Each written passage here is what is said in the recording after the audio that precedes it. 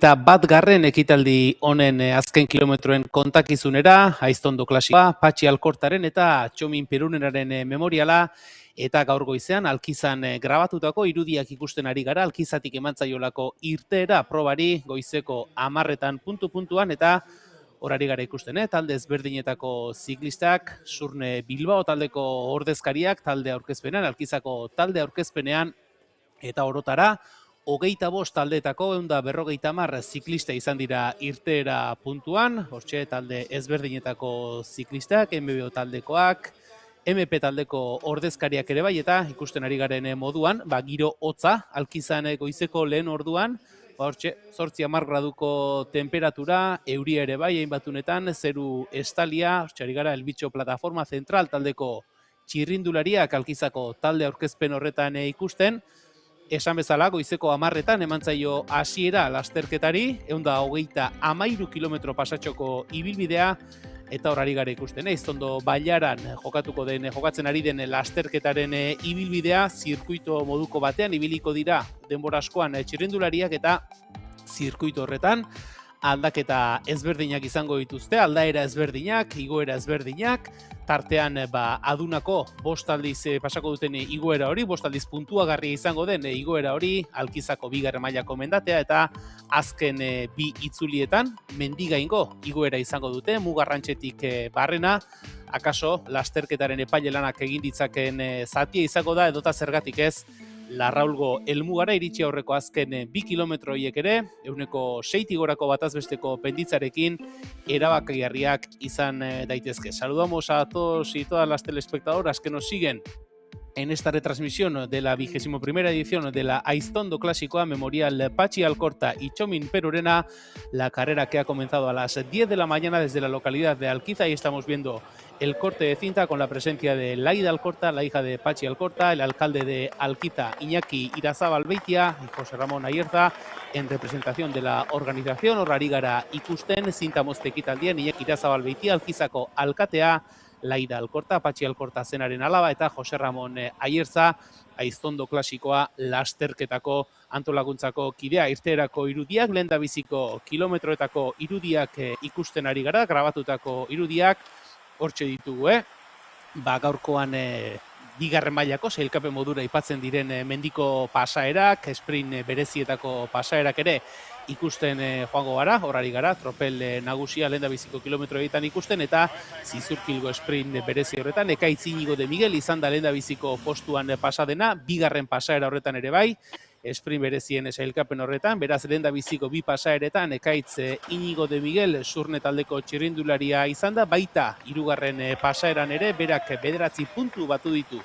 3 pasaera hoietan, Ekaitz Inigo de Miguel txirrindularia, eta mendiko pasaeretan berriz, adunan 48. kilometro horretan, Eleazar Jimenez izan da lehendabiziko postuan igaro den txirrindularia, Tecnosilva Benvibre taldeko ziklista, eta tarteko helmugetan, Oskar Bian, Gomur Kantabria taldeko txirrindularia, 51. kilometroan Bilabonako lehendabiziko tarteko helmuga horretan, eta hemen eroriko baten irudiak ere ikusten ari gara, Eiser taldeko ziklista bat, finisherreko bat ere bai.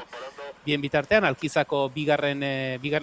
mailako mendate pasaeran, Eleazar Jimenezek batu ditu 6 puntu, eta horari gara ikusten, besteren artean, Torres Sobato taldeko Mario Fernández, erorikoan izan den txirrindularia, baina badirudi guztiek ere jarraitzeko aukera izan dutela. Hortxe, adunako 2. pasaera horretako irudiak, zuzeneko grabatutako irudiak, hobeto esan da, eta oraintxe da zuzeneko irudiak, Larraulgo helmuga puntuko irudiak ikusten ari gara, eta lasterre izango ditugu zuzeneko irudiak. Como decimos, estamos viendo las imágenes de la línea de meta, situada en la localidad de Larraul, eta zuzeneko irudia jaso bitartean, gaurkoan gurekin kontakizun honetan bidelagun izango dugun lagun ere agurtu behar dugu. Eukene Larrarte, egunon? Egunon, Julen. Bueno, Eukene, txirrindularitza gozez gaude, zuzeneko irudiak ere ari gara ikusten, eta gaurkoan izondo klasika honek baditu, bete-beteko osagai guztiak ditu. Bai, gaur egun gogorra, eguraldi kaskarra, nire oztutan ator, imaginatu txirrindulariak, eta hemen daude ez, Sarasolako igoeran, oain sagardotegin denboraldia da, baina hauek biziletan igotzea toka ez zaie, eta egun gogorra, eta gaur ondo ibiltzen dien txirrindulari izango die, maila eman beharra dago gaur, eta eguna gogorreti dijoa, gaina aurten ibilbidea ere baita aldaketa horiekin, alkizati jetxi, hanka pelotakin, zuzenen Sarasola ego, berriro jetxi, eta mendigaingo gaina oraindikan ere bukaeran bi aldiz egin beharra, eta iesaldia nahiko kontrolauta daukatela iruditzen zait, pelotoia ere alkizan nahiko lasai edo igo dute, oain Sarasolako gaina eta gero ikusiko dugu, ez? Pelotoian ze jarrera hartzen duten, buruan, Kopa Espainiako buruan ere baita leia zorrotza dago, 12 puntu besterik ez daude, lehena eta bigarrenan artean, Valenti eta, bigarrenan izena, ez dakit ikasi dezun, Julen, nola esaten den? Bike Pinkel. Bai, ondo esan dezun, Hortxe ari gara, zuzeneko irudiak ikusten, estamos viendo imágenes en directo de la cabeza de carrera, cuando quedan 93 kilómetros para la línea de llegada, y antes del inicio de la ascensión a Alquiza teníamos a 9 corredores en cabeza de carrera: Stanislao Calabuch del Caja Rural Alea, Marc Colel del Telco Om Clima Osés, Eleazar Jiménez del Tecnosilva Benvibre, Óscar Bian del Gomur Cantabria, Ekaitz Íñigo de Miguel del Surne Bilbao, Lohan Bullet del Grupo Eulen Amenábar, Ander Rotegui del equipo BBK Euskadi Fundazioa, Nicolás García del Oreca IT Zuia Ingeniería y Óscar Fuentes del conjunto Cortizo. Bederatzi laguneko iesaldia geneukan, eta Alkizako igoeran une batean ikusi dugu Ekaitz Íñigo de Miguel atzera geratzen ari zela, helmugarako 93 kilometro geratzen direnean, lasterketa buruan doan talde horretako irudiak ikusten ari gara, eta Eukene badirudi ez taldetxo hori ondo antolatuta doala, iesaldiko taldetxo hori ondo antolatuta doala, Alkiza gainditu dute, orain Asteasu aldean izango dira, eta hauek behintzat pelotoiarekiko 2 minutu terdi inguruko diferentziarekin dira, cuentan con 2 minutos y medio sobre el pelotón, eta badirudi oraingoz hauek ondo ulertzen eta ondo ari direla lanean. Bai, nik uste dut azkenen hemen interesa badagoela, ez, aurrera egitekoa, badibidez rural kutsatikan Kamrubi ez barkatu Kalabuik sartu dute Kataluniarra, eta nik uste dut atzean dutela benetan disputan egongo dena, Kortizok ere beste gizon bat ere sartu du, eta nik uste dut aurrean lana egitea komeni zaiela, bertan atzean lana egitea behartzeko beste batzuk, ez, eta hemen aipatu, ez, Ander Rotegui ere baita Euskalduna hemen sartu dela, gizon puska hau, uste dut ibilbide hau ondo etortzen zaiola, ez, bere ezaugarrientzako, eta ondo asmatu du, eta Kortizok ere baita, ondo konpondu du eguna, hasieran ez du inor sartu, ez dena imaginatu autoan agian egon direnak, eta ondoren atzetik aurrea egin du, eta ikusiko dugu, oraindik egia da lasterketa asko geratzen dela, baina hankek jada, badute mina. Hor ari gara ikusteren, laster Asteasun izango dira, ikusten ari garen moduan, Alkizako mendatea, bigarren mailako mendatea gaindituta, ondoren, Asibarre inguru horretan, Sarasola Sagardote inguru horretatik igarota, berriz ere, Asteasun da lasterketa, helmugarako 69 kilometro geratzen dira, 8 lagun hauek ditugu lasterketa buruan, pelotoiarekiko 2 minutu inguruko diferentzia hori mantentzen dutela, eta pixkanaka, Espainiako kopako sailkapen hori ere errepasatuko dugu, gogoratu, Aiztondo klasikoa, Espainiako koparako 4. proba puntuagarria dela, eta Espainiako kopa horretan, Kortizo taldeko Luke Valenti kanadiarra da, lehendabiziko postuan, Guadianako zirkuitoko lasterketa irabazi zuen ziklista 187 punturekin, bigarren postuan dago Mika Bikepinkel Superfreud taldeko herberetarra 185 punturekin, Jon Konejero Smartlock taldeko ziklista 3. postuan 155 punturekin, gero akaso aipatuko ditugu Eukene, gaurkorako gure aburuz hautagai nagusiak izan daitezkeenak, akaso Jon Konejero zerrenda horretan ere sartu beharko dugu. Bai. Dani Zepa, Kajarrolaleakoa, beste bat, gaurkorako favoritoen artean agertzen dena, 4. postuan dago, 159 punturekin, eta 5. postuan, Diego Gutierrez izango genuke, Natural Greens Rally Ale taldeko 155 punturekin, Espainiako kopako 3 proba jokatu dira Eukene, hau 4. da, eta zuk esan duzuna, oraingoz behintzat, sailkapen nagusi horretan, gauzak estu daude, konprimituta daude oraingoz. Bai, oso. Egia dana, nik hemen ikuste dutela, rural kutxek pixkat bai duela abantaia moduko bat, azkenen Rubirola ere bertan daukate. Ja, ez sailkapen orokorrari begira, lasterketan bertan taktikoki, Rubirolak ere irabazita garaipenarekin dator, eta azkenen txirrindulariek garaipen balortzen dutenean, ez dakit nola esan puntu honean, ez dakit behin garaipena lortu duzunean ere baita hori inspiratu gozaude, edo ez dakit estado de grazia esatetana, ez? Orduan nik uste dut agian taktikoki Zeparekin oso argi jokatuko dute, baina nik uste Rubirolarekin ere jokua eman dezaketela, eta nik uste dut, interesgarri egon daitekela gaurkoa. Comentábamos, Eukene, que en la fuga al final Cortizo ha podido meter a Óscar Fuentes. En un principio han tenido una situación, no vamos a decir comprometida, pero un tanto complicado cuando no han metido a nadie en la fuga, pero por detrás Óscar Fuentes ha podido enlazar con la fuga, por lo tanto un problema menos de momento para el equipo Cortizo.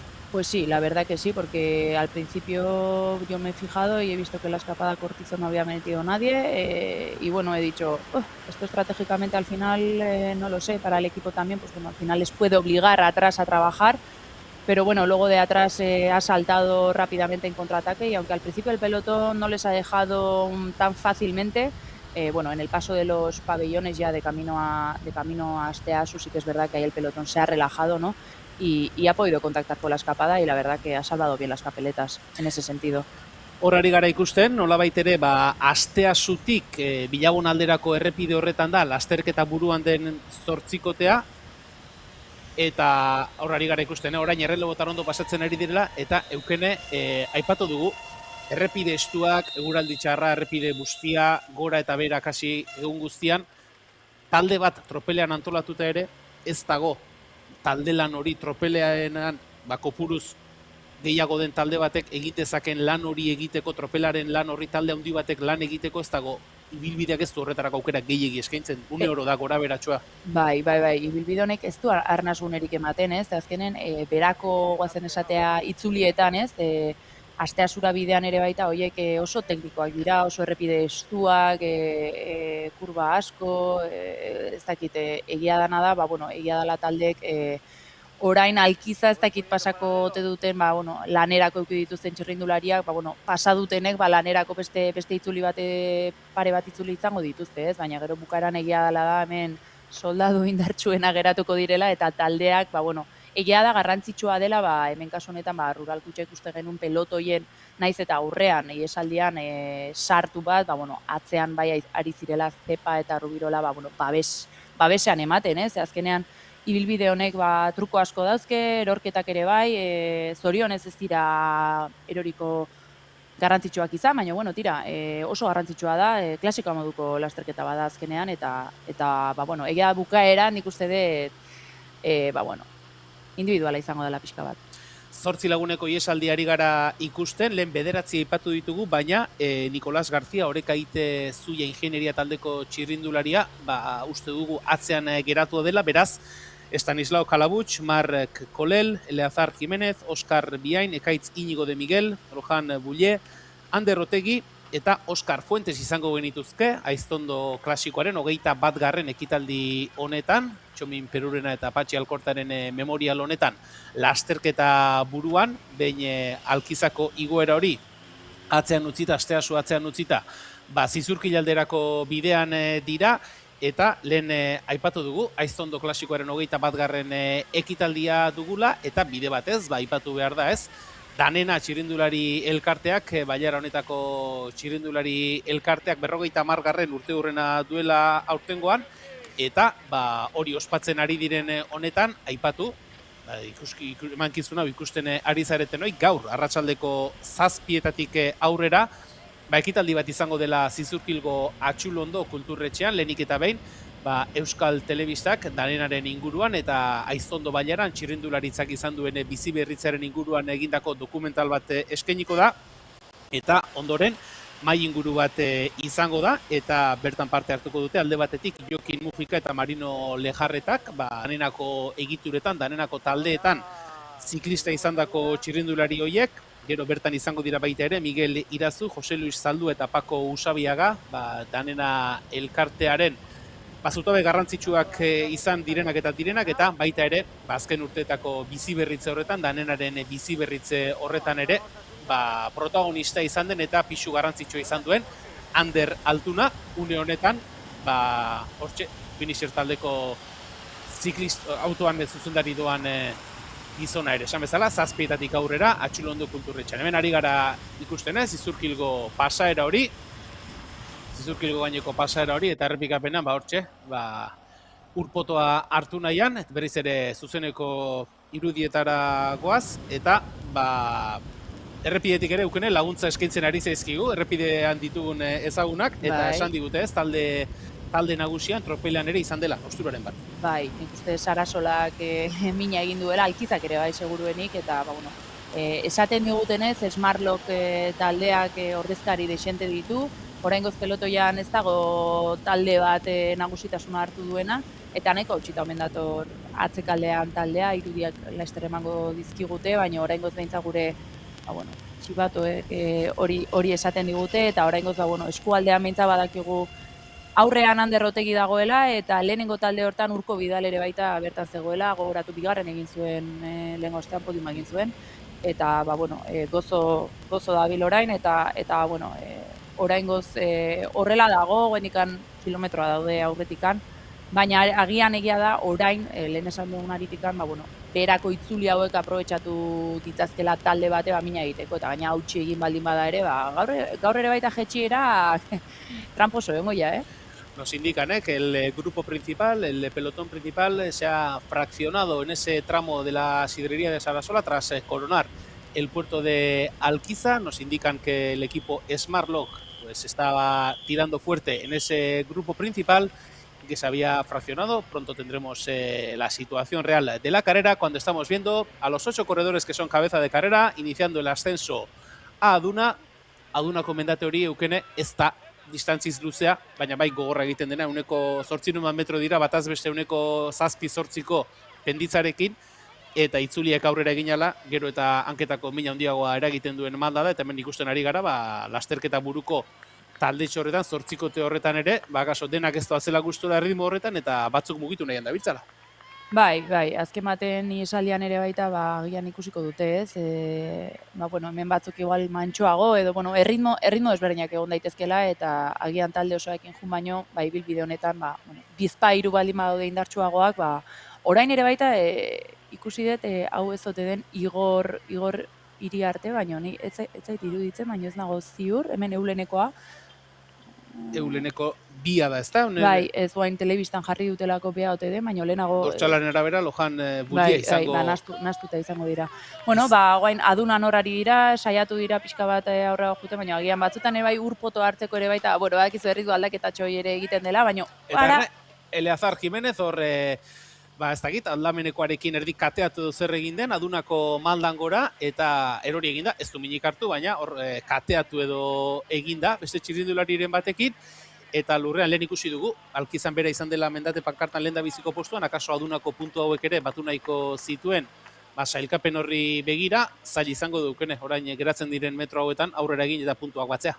Bai, eta oso momentu txarra gaina mendate erdian, eta orain egian mendate sarirako, pixka bat irekiago ere egon daitekeela, baina tira, iesaldian ere baita nahiko lan badituzte ez, hemen mantentzen, nik orain dikan ere baita, orain pentsatuta, saiatuko nitzake taldea gehiago mantentzen juntuz, orain dikan beratikan ere baita, taldean beti ere erreleboetan eta hobeto moldatu daitezke, eta, bida, itzuli da, itzuli da, azkar altxatu da, parece que de la caída se ha sobrepuesto otra vez rápido, parece que la bici no ha tenido ningún problema, ha podido levantarse, y está siguiendo, o sea que muy buenas noticias, que se ha incorporado rápidamente. No hemos visto, pero eso habrá sido Sí, habrá muy subido. rápido. Antes de justo coronar, ha podido lograr contactar otra vez con la escapada y se disponen a bajar a duna y otra vez, pues bueno, al llano.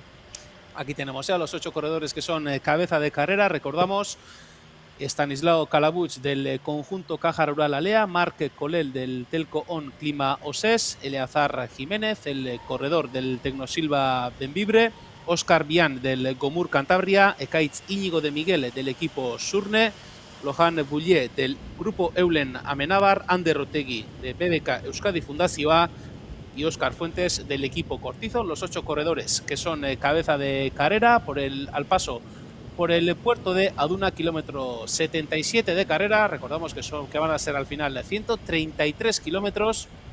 Eta eukene, ez dakit orain jeitsiera ikusten ari gara, tropelean ere esan dugu, austura hori izan dela ikusiko dugu, lasterrea izan dugun, laster ikusiko dugula, eta laster jarraituko dugu zuzenekoarekin, baina Sergio Gutiérrezekin, gaur proba hasi aurretik, izan dugun elkarrizketa entzun behar dugu. Vamos a escuchar la entrevista que hemos mantenido con Sergio Rodríguez antes del inicio de la carrera. Buenos días, soy Sergio Gutiérrez, el dorsal 152 de este Gran Clásica de Txondo. Estamos hoy aquí en el Alto de Alquiza en la salida, un día lluvioso que pinta interesante ya que es una carrera importante del año, una gran clásica en la que pues, probablemente esté bajo la lluvia. Bajo mis condiciones creo que es un buen día para mí y queremos aprovechar esta oportunidad para pues, intentar hacer un buen resultado en esta carrera. Hortxe genituen, Sergio Gutiérrezen hitzak, bueno, lan bat egiteko asmoarekin, etorri direla lasterketa honetara, eta bien bitartean, hor ari gara ikusten, lasterketa buruan den zortzikotea, y veamos, Eukene, a Eleazar Jiménez, Sí. se agarraba al codo derecho, Sí. Esperemos que no tenga ningún problema, pero bueno, esas caídas siempre te sacan Sí, de punto, ¿no? sí, es normal. Al final, además, hoy en frío, Al final con esta lluvia y no sé, yo antes he visto ahí 10 grados, pero me atrevería a decir que hace peros también. Y al final con la lluvia que no está cesando, Aquí se duele un poco de un costado porque ha sido un poco mala la caída. Yo no sé si, como tú has dicho, se ha enganchado y se ha caído muy en seco para un lado, porque en principio puedes pensar, bueno, pues subiendo no van a una gran velocidad, pero a veces en seco son peores, pero bueno, nos alegra ver y decir que sigue aquí, sigue en carrera y bueno, ha podido contactar rápidamente y aquí están pasando, ¿no? por los pabellones de camino a Villabona otra vez y bueno, aquí sin descanso, porque al final todas estas curvas arranca para, eso al final las piernas también lo van a notar cuando suban la siguiente pendiente, Julen. Estábamos repasando antes la clasificación de la Copa de España. Recordamos que la Iztondo Clásico en su edición número 21 es la cuarta prueba puntuable de la Copa de España Elite y Sub-23. Y tras la disputa de las 3 primeras pruebas, tenemos liderando esa clasificación al canadiense del Cortizo, Luc Valentí, con 197 puntos. Recordamos con esa victoria en el circuito del Guadiana. Segunda posición para Mika Bijkinkel, el corredor neerlandés del equipo Supermercados Freud, con 185 puntos. Tercera posición para John Conejero, el corredor alavés del Smartlock Nest, con 155 puntos. Dani Cepa del Caja Rural con 149, con esa victoria en el trofeo Guerrita. Quinta posición para Diego Gutiérrez con 145 puntos. Sexto, Marc Rubirola con 137, con esa victoria en la prueba rutas Xacobeas. Martin Solau, el noruego del equipo Cortizo, que sería el primer clasificado de la categoría élite, con 123 puntos en séptima posición. Aaron Nogue con 112 puntos en octava posición. José Ramón Jiménez, el corredor del Extremadura pebetero, noveno con 100 puntos. Y en décima posición, Joel Díaz del equipo Super Freud con 98 puntos. 1.59 Eukene nos indican la diferencia de la fuga sobre el pelotón. Y vamos a seguir escuchando otras entrevistas. Vamos a escuchar al corredor del Cortizo, al navarro Aimar Tadeo. 5. Bueno, pues la verdad es que para hoy, bueno, se ha puesto el día un poco feo desde que hemos llegado aquí, pero conocemos el circuito, el equipo muy bien. Es una carrera que personalmente me encanta y salimos a darlo todo con confianza y sobre todo a estar muy atentos a que no se nos vaya la carrera antes de que se dispute. Bueno, pues no era Aimar Tadeo, era Aimar Alarcia, el corredor donostiarra del Telkom Klima Oses, hor txentzun dugu, Aimar Alarziak, gaur goizean irtera hartu horretik zioena, zituen sentsazioak, zituen bizipenak, eta Eukene esaten ari ginen, lehen 2 minutu erditaz ari ginen, orain badirudi, Alkizako igoera eta gero, atzeko talde nagusian, tropel nagusi horretan, izan den zalapartatxorron ondorioz, minutu erdi inguru jetxi dela, eta lasterketa buruko 8koteak, 2 minutuko tartea dauka, tropelarekiko. Tarte bat bada, azken baten hau, ibilbide hau, esate izut, klasika antzuera hori badauke, eta 2 minutu azkenen ez da beste dozein etapa menditsu bezalakoa, baino normalean, eta aurreko edizioetan ikusitakoarekin 2 minutu, ez dira nahikoa izaten, ez dakit, beti ere aurretikan norbait indartsua baldin badago, eta indarrak baldin baditu, errenta polita da. Baina horrek ez du esan nahi, pelotoia ez dagoela, gertu eta azken baten badaude taldeak, Smartlock batek ez du inor sartu. Orduan, Froizek ere ez? Froizek ere ez. Orduan, karrera ez dago erabakita, baina badaude taldeak atzean behintzat, lasaiago jundezaketenak, aurrean bai sartu dutelako ordezkari bat. Horrelakoetan izaten da, Euken, iesaldietan eta askotan gertatzen da. Gertu neurri txukun baten eramatea komeni da, baina arkasoko izegi harrapatzea ere ez da komeni izaten. Horri izaten da, sokatira. Bai, eta hor notatzen da, profesionaletan batzutan zein ondo dakiten kalkulatzen hori, eta batzuetan zerren gaizki. Gogoraren zagun, atzo bertan klasikan gertatutakoa ere baita, Baina, tira, hemen afizionatuetan ere baita ja oso profesionalizatuta daude, eta atzeko irudiak ez ditugu, baina ni ziur naiz pelotoian badagoela, tentsio puntu hori ere baita, guendikan lasterketa, jokoan dagoelako, eta guendikan irabazlea ez dagoelako, ez aurrean, ez atzea guendik erabaki gabe dago, eta errentak gauza asko esaten dizkigu, eta finisherrek ere baita, bidagoen ikusten dugu finisher bat atzean mugitu nahian, ez du inor sartu finisherrek ez dare, eta egia da horra aurrean, kopan ez daukatela inor ordezkari nagusi bat disputan, baina, beti da talde garrantzitsu bat, eta zer esana izango du. Eta Ander Altuna, autoan doan zuzendaria, hemen ingurukoa izan da ziur Eukene, gaurkorako zerbait burutazioren bat baduela, gero, gauza bada burutazio izatea, eta gero hori errepidean gauzatzea bestelako kontua izaten da. Estamos viendo, Eukene, imágenes de la cabeza del pelotón, estamos viendo, nerviosismo, diferentes movimientos, hay gente que no va del todo contento en ese grupo principal. No hay un equipo que mande, aunque nos hayan dicho que equipos como por ejemplo el Smartlock sí que tiene muchos representantes. Ahora, por ejemplo, tenemos aquí a un corredor que no logramos distinguir quién es, que ha conseguido coger una pequeña ventaja, por atrás se mueven más también. Puede ser también que haya un contraataque, pero no lo sé, normalmente en Aizondo suele haber una escapada inicial y después ya el recorrido va poniendo a cada uno en su lugar, y en este caso están optando atrás por diversos ataques, ¿no? No hay un equipo que esté comandando y diciendo ahora vamos a tirar, y yo creo que todavía están, vamos a decir, engordando el cerdo y están preparando sus balas. Ahí estamos viendo imágenes de la cabeza de carrera, también de la cabeza del pelotón, esas imágenes que nos ofrecen los compañeros de Sport Public Televisión.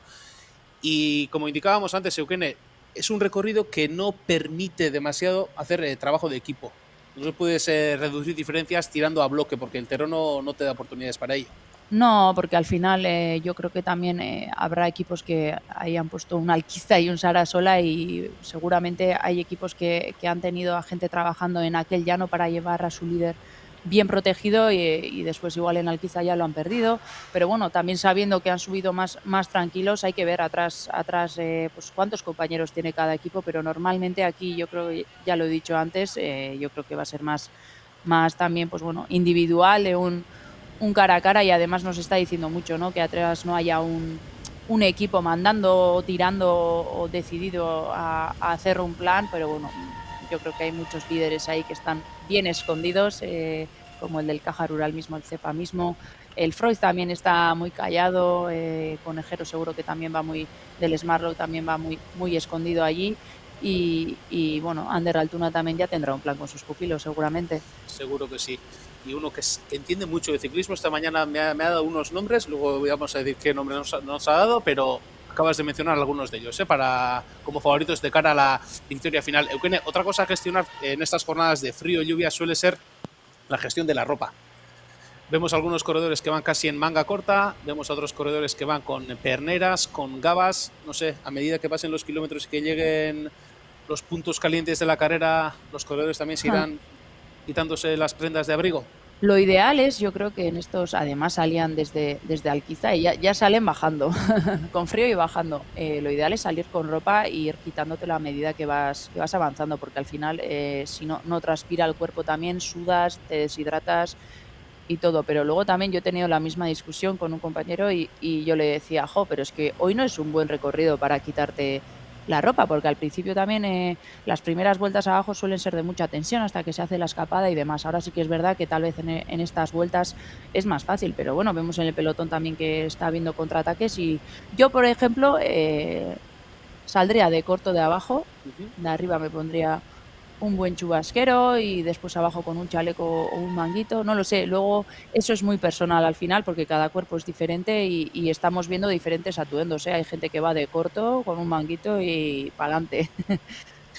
Y lo que estamos viendo también, Eukene, es que la diferencia está bajando significativamente. En los últimos kilómetros nos daban una referencia de casi 2 minutos, pero aquí estamos viendo el equipo finisher que se ha puesto a tirar casi con todo en este tramo que va hacia Asteasu y la diferencia en estos momentos es de 1 minuto la cabeza de carrera. Los 8 corredores que son cabeza de carrera cuentan con una diferencia de 1 minuto sobre el pelotón. Eukene, esaten ari ginen moduan, badirudi atzean jada talde batzuk hasi direla. Orain arte gordexiagoan edo ezkutuxeagoan joan ostean, badirudi finisher taldeak ardura hartu duela eta indartsu ari dira orain atzean lan egiten eta horren ondorioz diferentzia nabarmen jaitsi da. Une honetan lasterketa buruan den 8koteak minutu bateko diferentzia izango luke pelotoiarekiko, horrek esan nahi du atzen ere gauzak serio jartzen ari direla. Bai, ematen du, finisherrek erasoak eta gero erabaki duela tiraka jartzea ez, katemotzean hartzea iesaldea, eta agian, Eliak bate harrituko, hauek harrapatu eta beste iesaldi bat ere egitea, ze orainikan lasterketa asko geratzen da, 76 kilometro gelditzen dira orainikan eta mendate askokin. Orduan, ikusiko dugu zein estrategia, baina, finisherrek agian harrapatu eta erasotu eta beste isaldi mota bat, azkenean lehenengo isaldian ez dute lortu bertan egotea eta ikusiko dugu ze plan dituzten. Gogoratu, finisherrek irabazi zuela, iaz, Cesar Pérez, murtziarrarekin lasterketa hau eta ziur gaur ere gogotsu izango direla. Vamos a seguir con otras entrevistas y vamos a escuchar a continuación a Andrés Rodríguez, director del Illes Balears Arabai. Bueno, soy Andrés Rodríguez, el director del Illes Balears Arabai. Hoy es una prueba bastante exigente. El clima ya estamos viendo que va a ser un clima que va a hacer un papel importante en la carrera y va a ser una carrera que sobre todo va a tener mucho látigo y el que no esté bien posicionado se va a quedar por el camino.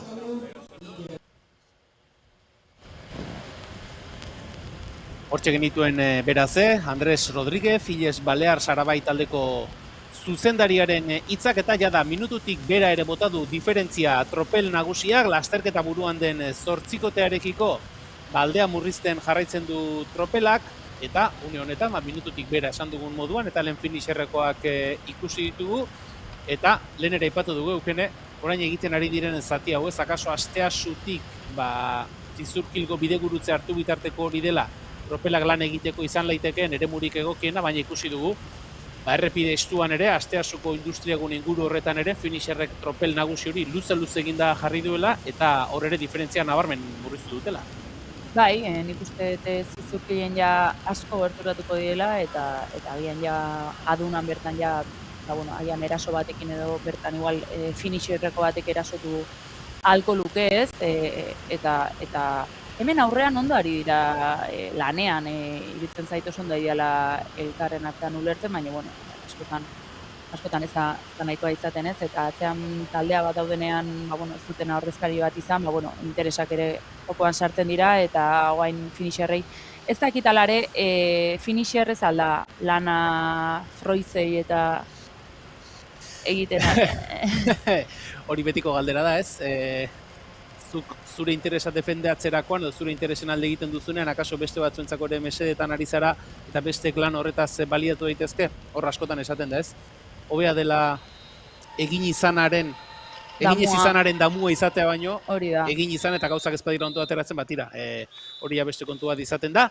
Horari gara ikusten lasterketa buruko zortzikoteak, berriz ere hartu duela Zizurkil alderako bide hori, honek esan nahi du, 80 kilometro egingo dituztela une batetik bestera, eta egin behar nizun beste galdera bat, lehendabizi, mendiko sailkapen virtual hori ere errepasatuko dugu, Eleazar Jimenez lehendabiziko postuan 9 punturekin, Ander Otegi 2. 4 punturekin, Kalabutx 3. 3 punturekin, eta Oskar Bian 4. postuan, behin mendiko sailkapen virtual horretan 2 punturekin izango genukena. Eukene, hauek ere, iesaldian doazenak ere jakitun izango dira, atzetik gero eta gertuago dituztela, orain maldatxo bat badute, Zizurkilera bidean, gero adunako igoera ere izango dute. Espero duzu, hauek nolabait ere tropelaren auspoa lepoatzean nabaritzen dutenean, hauen artean ere erasokastea?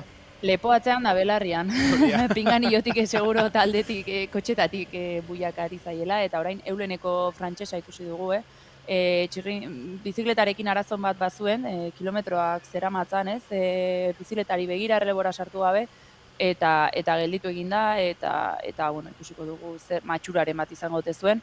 Eta bai, iesaldian, nik uste azkenen pelotoiaren auspoa, ez dakit, notatu egiten duzu. Iesaldian zaudenean eta gertu daudenean, baino tira, ez dakit, eguraldiak ere gortzen ari du eguna, eta nik uste detalare oraindikan ere taldean jutea hobeago dela ibilbideagatikan, eta baten bat baldin badago indarrekin ere, ez dakit, egoera zaila, eta 53 segundura dator pelotoia, eta nik uste adunarako, ja 40 segundu horien errenta asko gutxituko dela. Eta gero, zuk esaten duzun balizko, tropelak aurreko taldea irenste horretan, hor gero ere, ordura arte lan egin duen taldeak, badu, izaten du ardura hori esan nahi dut. Zuk ordura arte egindako lanaren ostean, erritmoa jaisten baldin baduzu, gertaliteke beste esaldi bat sortzea. Hor talde horrek dagokio, erritmoa bizi mantentzea gogoratu, talde bakoitzak 6 txirrindulari dituela lasterketan. Hori ere kontuan izan beharreko datua da. Bai, azken baten, ez dakigu, finisherrek agian lana egiten du bere karrera egiteko, bere lasterketa, ez? Planen bat izango du txirrindularin batekin, eta agian harrapatu eta erasoka hasiko dira, edo agian iesaldiari amaiera emateko helburuarekin egin du, dana dalakoa azken baten txirrindulariak ari dira gastatzen, eta zuk esan bezala 6 besterik ez dira, eta beste lasterketa bat hasiko da. Nik uste dut, iesaldi hau harrapatzen dutenean, berriro astea bestela izango da, eta egia dana da, kontrolpean eukine duten taldeentzako, berriro pelotoi bat kontrolatzea, lana izango dela. Ahí estamos viendo al corredor del grupo Eulen Amenábar, Lohan Boulier, que vuelve a contactar con el grupo cabecero. Ha tenido una avería en su bicicleta al inicio de la ascensión a Zizurkil, pero antes de llegar a Zizurkil ha podido contactar con el grupo cabecero, y estamos viendo, Eukene, al pelotón con una diferencia de 33 segundos por detrás de la cabeza de carrera, y el equipo finisher que sigue trabajando. Sí, pero y el pelotón no es ya tan grande, y van de fila de uno. Esto al final ya sabes lo que significa, ¿no? Que adelante está poniendo un ritmo bastante imponente el corredor del finisher, con un objetivo claro, que yo creo que es pillar a la escapada, y de ahí yo creo que jugar sus cartas, ¿no? Y yo diría que un pelotón de 50 a 60 no lo he podido ver muy claro, pero sí que es verdad que ya los pasos de Alquiza y Sarasola han hecho mucho daño, y no sé, yo veo equipos ahí que están muy escondidos, como el Smartlo, como el Freud también. Al final lleva la disputa para la general también. Es un equipo que debería tener cierta responsabilidad y no la está tomando, ¿verdad? Pues ahí seguimos, llegando ya al cruce de Gasor, y vamos a escuchar a Antonio Pineda, el manager del equipo MP Group. Buenos días, soy Antonio Pineda, manager y director del equipo MP Group. vengo a esta carrera desde el año 2004. Tuve la suerte de ganarla con Didac Ortega. Estuve 3 años de director en el Foot Club Barcelona y me apetecía venir a dar vuelta y saludar a los amigos, ya que el director que tengo está en la Volta a Cataluña, Ramón Rotas, en la Volta a Cataluña con el equipo también, o sea, de conductor de Radio Vuelta y tal, y me animé a venir a hacérsela yo para recordar viejos tiempos y saludar a los amigos. Muchas gracias. Hortxe beraz, Antonio Pinedaren hitzak, oroitzapen politak, Gaiztondo klasikoaren inguruan dituenak, eta esan dugu, Alkizan abiatu dela lasterketa, Larraulen izango duela helmuga, 2018an ere irteera eta helmuga berberak izan zituen, eta Larraulen Gaiztondo klasikoa amaitu den ekitaldietan, 2006an, Pinedak berak aipatzen zuen Didac Ortegaren garaipen hori izan genuen, 2012an Ibai Salasek irabazi zuen, eta 2018an, gaurko irteera eta helmuga berekin.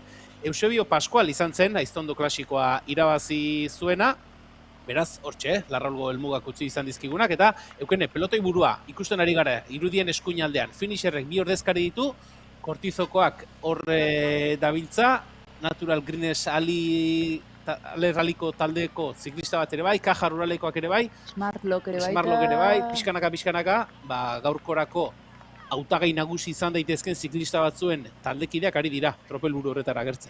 Bai, finisherrek argi eta garbi erakusten ari du, bere interesa badela ja iesaldi honi bukaera ematea, eta liderra ere baita hor ikusten dugu, horiz jantzita, aurrean, hori askotan ere baita erakusle da, lasterketaren dinamika nola izaten ari den, eta Rural Kutxa ere baita bertan dago, aurrean, Zepa eta Rubirola, nik uste direla taldeko hautagai nagusiak, Kortizok ere badu behintzat taldekide bat behintzat liderrak, Froiz ez dut ikusi, baina egun hauetan ere zaila da, Gabarekin eta euritako arropekin jendea desberdintzea zaila da, eta orain bai ari zaio kostatzen pelotoiari, 40 segunduko langa hori gestea. Bai, ordekan lan asko egiten ari dira finisherreko biziklisteiek, akaso, igoera honetarako, indarrak ere ez dituzte aurreko itzulietan bezain beteta izango, eta gehiago hori zaie kostatzen, baina orain berriz ere ikusten dugu, 25 segundura ere hurbildu jetsi dela diferentzia hori, eta iesaldikoentzat beste seinale txarra izaten daukene, hor iesaldiaren eta tropel buruaren artean doazen ibilgailu motorrak eta gainontzeko pasatzen hasten direnean, seinale txarra izaten da, eta hasi zaizkie ingurutik pasatzen, beraz, badakite, gain gainean dituztela. Bai, eta ea oraingoan zer eskaintzen diguten, ez? Finisherrek batez ere, behin harrapatuta iesaldea, ea talde ze jokabide hartzen duten, ze goendikan berriro oso irekia egongo da, eta agian gaur desberdina izango dena, edo diferentzia egingo duena da, taldekide gehien edo izango dituen taldea, azken baten oraindikan 60 kilometro falta dira, ibilbidea falta da, eta oso goiz harrapatuko dute lehen iesaldia, eta nik uste dut, beste iesaldi bat, bigarren iesaldi bat egiteko aukera egongo dela, eta bertan, hobekien lan egiten duen taldeak, eta ordezkaria sartzen duenak, asko egingo du.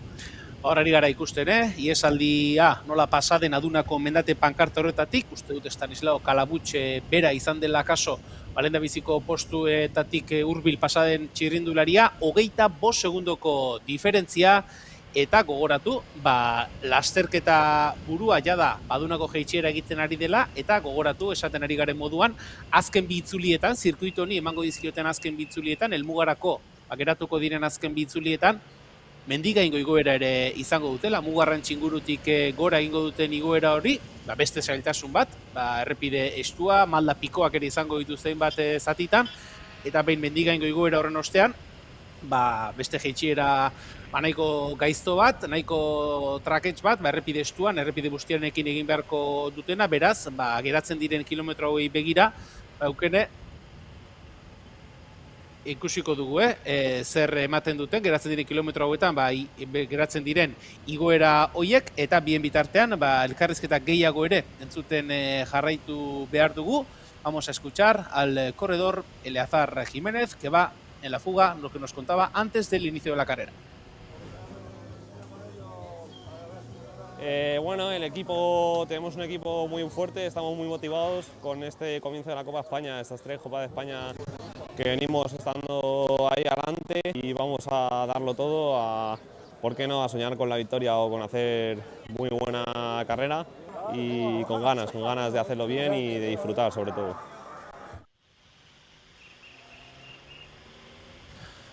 Hortxe genuen beraz, esaten zuen gogotsu zegoela eta erakusten ari da, iesaldian sartu eta mendiko sailkapen horretan virtualki behintzat lehendabiziko postuan izango genukeelako.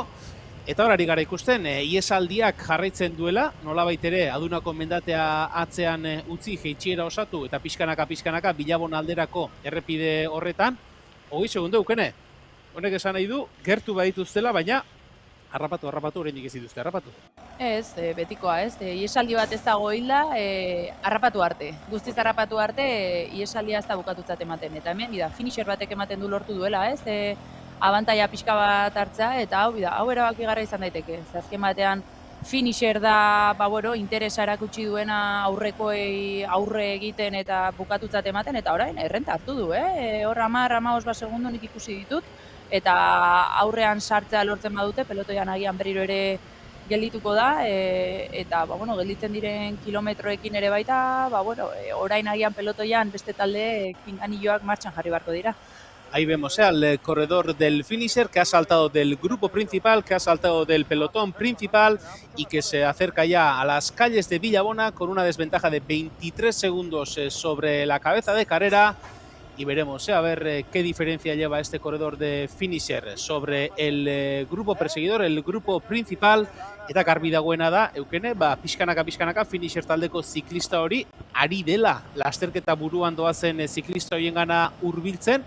Ikusi beharko duguna da, zuk esan duzuna, orain arte finisherratzen egiten ari zen lanaren ostean, beste talderen batek hartu beharko duela ardura orain, ze finisherreko ziklista honen mugimendu hau, arriskutsua izan daiteke, aurrekoekin bat egitea lortzen baldin badu, eta orain garbi dagoena da, ardura beste norbaitzuk hartu beharko dutela. Orain ikusten ari garen ziklista hau, finisher taldeko ziklista hau, biziletan ez digu, zenbakirik ikusten ez identifikatzea zaildu egiten digu horre, dortxalik ere ez digu ikusten, esan duguna, beroki arropa ere, txalekoa soinean daramalako, baina gutxienik mugimendu interesgarria da.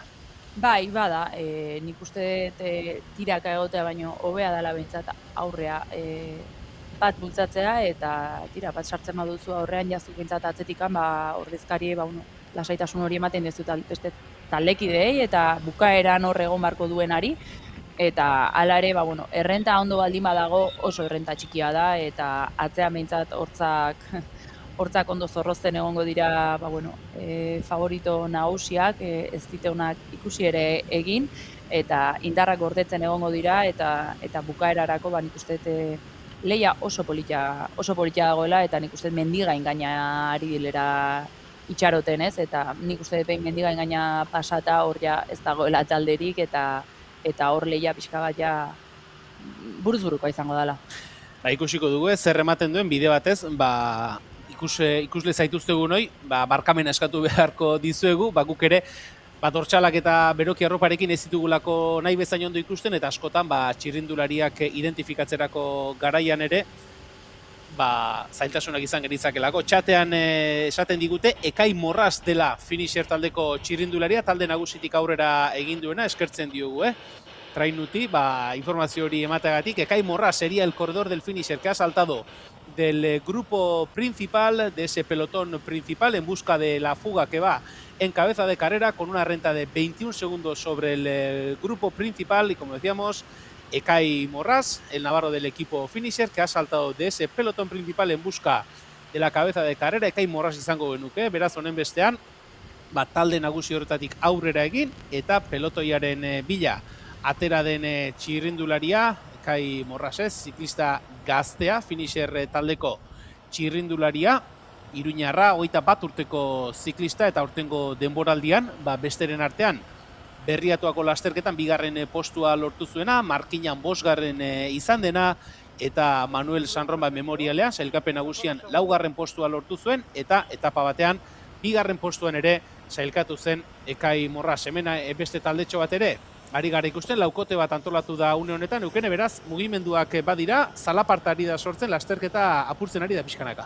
Bai, eta ondoen orain finisher bera ari da, azken baten, aurrenekoan ez dute lortu inor sartzea, eta orain lehen taldetxoan bat sartu dute, eta bigarrengoan ere hemen ikusten ditugu, eta rural kutxa bat ere baita, fundazioko beste bat ere bai, bi, esango nuke daudela, finisherra, eta gero... Bat Aimar Galdos da? Aimar Galdos. Kaja Ruralekoa Mark Rubirola izango genuke?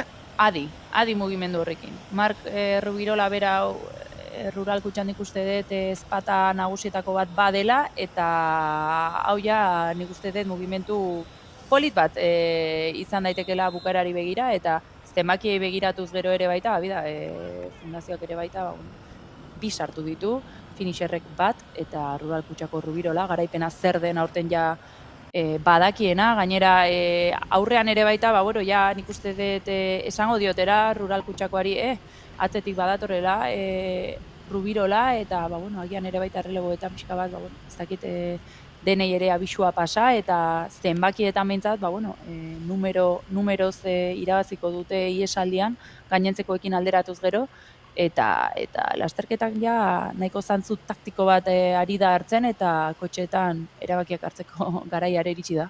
Erabaki taktikoak hartzeko garaia iritsi da, zalantza izpiri gabe, eta Mark Rubirolaren inguruan, eukenek epatzen zuen bezala, aurtengo demoraldian, garaipena lortzea zer den badaki, Gironako ziklistak, Porkeresko 21 urteko txirrindulariak, Ruta Xakobeas lasterketan garaipena lortu zuelako, eta hortxe ari gara ikusten, eta gure datuen arabera, esango dugu, ja da kasi gire laster azken 30 kilometro buelta horretan sartuko garela, eukene horre referentzia hori oker dagoela esango nuke, eta hor ari gara ikusten, lasterketa buruan den 8 teori berriz ere Asteasuko industriagunetik barrena, Asteasuko herrigunera iristen ari dela, eta atzeko laukotean, aipatu dugu. Zuk esan duzu, Euskadi Fundazioak, BBK taldeak, bi ordezkari dakartza, aurrean beste bat ere badaramate, Kaja Ruralek, bigarren ziklista izango luke talde, lasterketa buruko talde horretara iramango lukena, beraz, hor, ja talde batzuk, nagusitasun, zenbaki dagokienean behintzat, nagusitasun numeriko hori izango lukete, eta kaso, beste batzu baino ardura gehiago hartzeko, komatxo harteko erantzukizun hori ere bai. Bai, eta mendigain gaina ere ja gertutik hasiko dira ikusten, eta pues eso, como hemos dicho, el kilometraje, pues bueno, quedarían unos 30 kilómetros, ahí quedaría una vuelta menos de lo que pone ahí en pantalla, advertir a los oyentes, y bueno, la carrera está tomando un poco una actitud de, pues bueno, tácticamente también creo que hay equipos que han decidido mover más ficha que otros, ¿no? Al final la Fundación Euskadi, pues bueno, al final ya tiene a 3 corredores delante, ya tiene más corredores delante que atrás en el pelotón seguramente. El finisher también se está moviendo muy bien, es verdad que todavía no han llegado adelante, pero bueno, ya les da otro punto. Rubirola también está aquí en el contraataque, que yo creo que al final es un muy buen movimiento, porque es alguien importante que puede disputar la carrera también, viene de ganar, como bien hemos dicho, y atrás me gustaría ver en el pelotón, pues a ver quién se mueve, ¿no? El equipo del líder sí que es verdad que Cortizo adelante tiene una representación, pero no sé si no se va a quedar corto, si no le va a meter miedo que ahora, por ejemplo, el Caja Rural haya metido a Rubirola adelante. No lo sé, el Freud también me gustaría ver, porque al final están disputando la general. Aquí al final hay diferentes estrategias, ¿no? Una será ganar la etapa, otra también mantener el liderato. Habrá que ver. Pues habrá que ver cómo se desarrollan estos últimos kilómetros. Como decíamos, quedan alrededor de 30 kilómetros. Hemos superado ya el kilómetro 100 de carrera. Estamos llegando a la localidad de Asteasu y nos quedarían esas 2 ascensiones al alto de Mendigain con ese paso por Mugarranch. Y aquí estamos viendo al cuarteto perseguidor, al cuarteto que va en busca de los 8 corredores que están liderando la prueba, con doble presencia para el equipo BBK Euskadi Fundazioa. Uno de ellos es Aimar Galdos, y junto a ellos están el corredor del Caja Rural, Marc Rubirola, y con ellos también el corredor del equipo Finisher, como decíamos, el navarro Ekay Morras, como decimos, en busca de los 8 corredores que son cabeza de carrera. Y lo que estamos viendo, Eukene, es que de momento Ekay Morras no está pasando al relevo. Sí, yo creo que eso ya es señal suficiente, ¿no? Al final están trabajando mal el BBK Euskadi Fundazioa, el del Caja Rural también, al final tiene mucho interés. Y el Finisher, en cambio, pues bueno, está pasando, pues bueno, no quiere trabajar. Y no lo sé, ya se han tomado ciertas decisiones entonces, ¿no? Nos están diciendo que es Alain Suárez y Aimar Galdós del BBK Euskadi Fundazioa, el Rubirola y Morras, los que están en ese contraataque, y gente muy, muy interesante, ¿eh? Alain Suárez también ya sabe lo que es ganar este año y yo creo que ya la fundación está enseñando un poco sus cartas, ¿no? Mandando a gente delante. Pero bueno, en este contraataque también ya veremos, yo creo que al final al haber 2 fundaciones se van a entender bien y gente ya, unos nombres ya yo creo que ya para disputar la carrera, Julen. Hor ari gara ikusten, lasterketa buruan dozena bat txirrindulari elkartuko zaizkigu, izan ere, lasterketa buruko zortzikotearen bila doan laukote horrek begibistan darama aurreko taldea, eta oraintxe osatzen genuen moduan, Alain Suárez izango litzateke Euskadi Fundazioa BBK taldeko bigarren ordezkaria, honen bestean Euskadi Fundazioak BBK taldeak Alain Suárez eta Aimar Galdós izango lituzke laukote horretan, barkatu, Ekay Morras izango litzateke Finisher taldeko ziklista, eta Marc Rubirola, Caja Rural Alea taldeko ordezkaria izango litzateke laugarrena, eta horreri gara ikusten, zain dauzkate, Eukene, 12 lagun lasterketa buruan batuko direnak, BBK Euskadi Fundazioak trena egin behar du, aurre guain.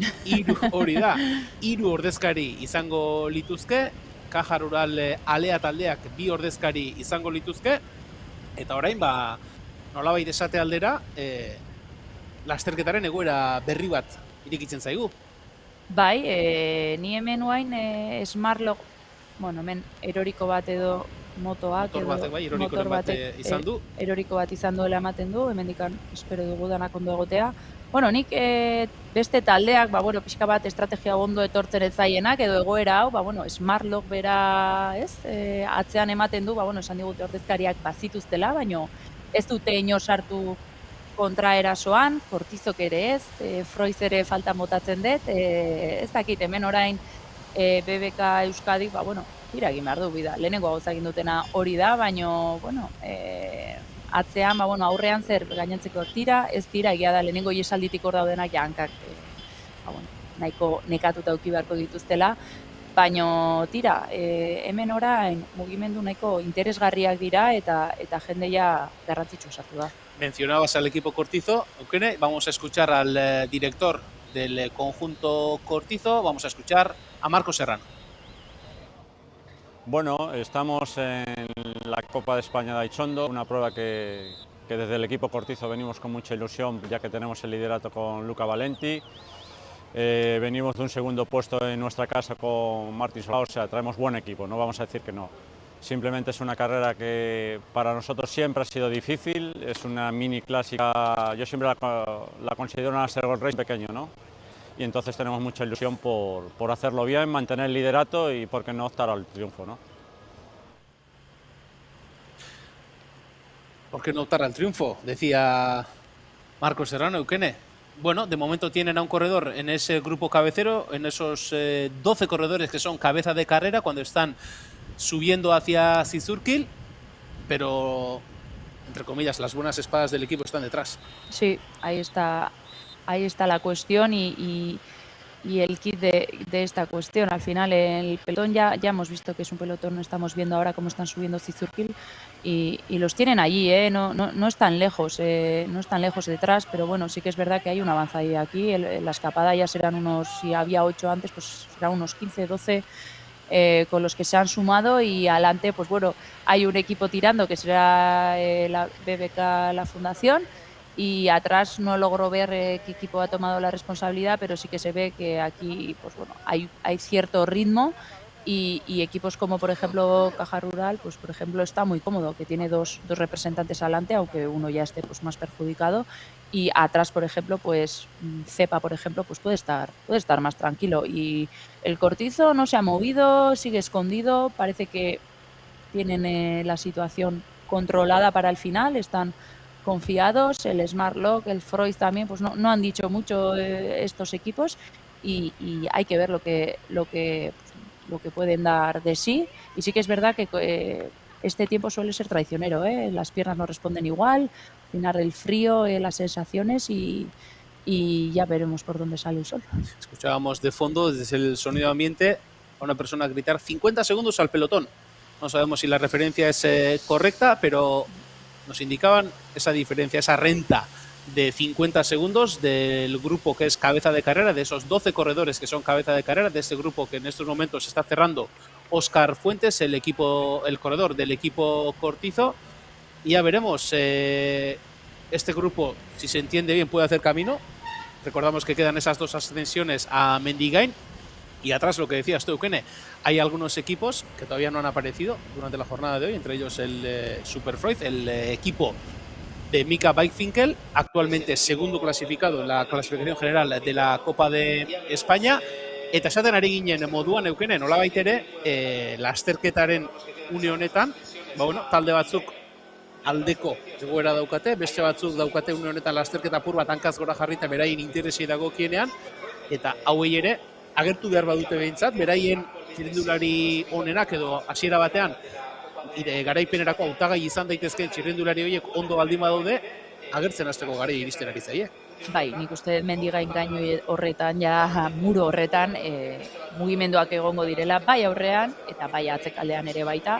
Egiana da, hor dago bat joduela BBK fundazioak eta nik uste ja beraien apustua aurrean dagoela, ez dakit zehazkin orentzat, baina agian Alain Suarez berarentzat, ez da, esango nukenik agian irukote, laukote horretan, nik uste berarentzat hariko dira lanean, esan bezala ja garaipena ezagutu du, ziklokrosetik datorren mutiko bada bera, esplosiboa da, ez, badu puntxo hori, eta gaurkoa ere ondo etorri zaioke, egia da, ja, desnibel bat dagoela gaur Mendigainera iritsi artekoa, baina tira, biran dagoen, aurrean dago, talde bat badauka laguntzeko, eta atzean ikuste den mugimenduak egongo direla, eta Eliak bate harrituko liderra bera izatea atzean, Mendigain gainean mugitzen hasten dena.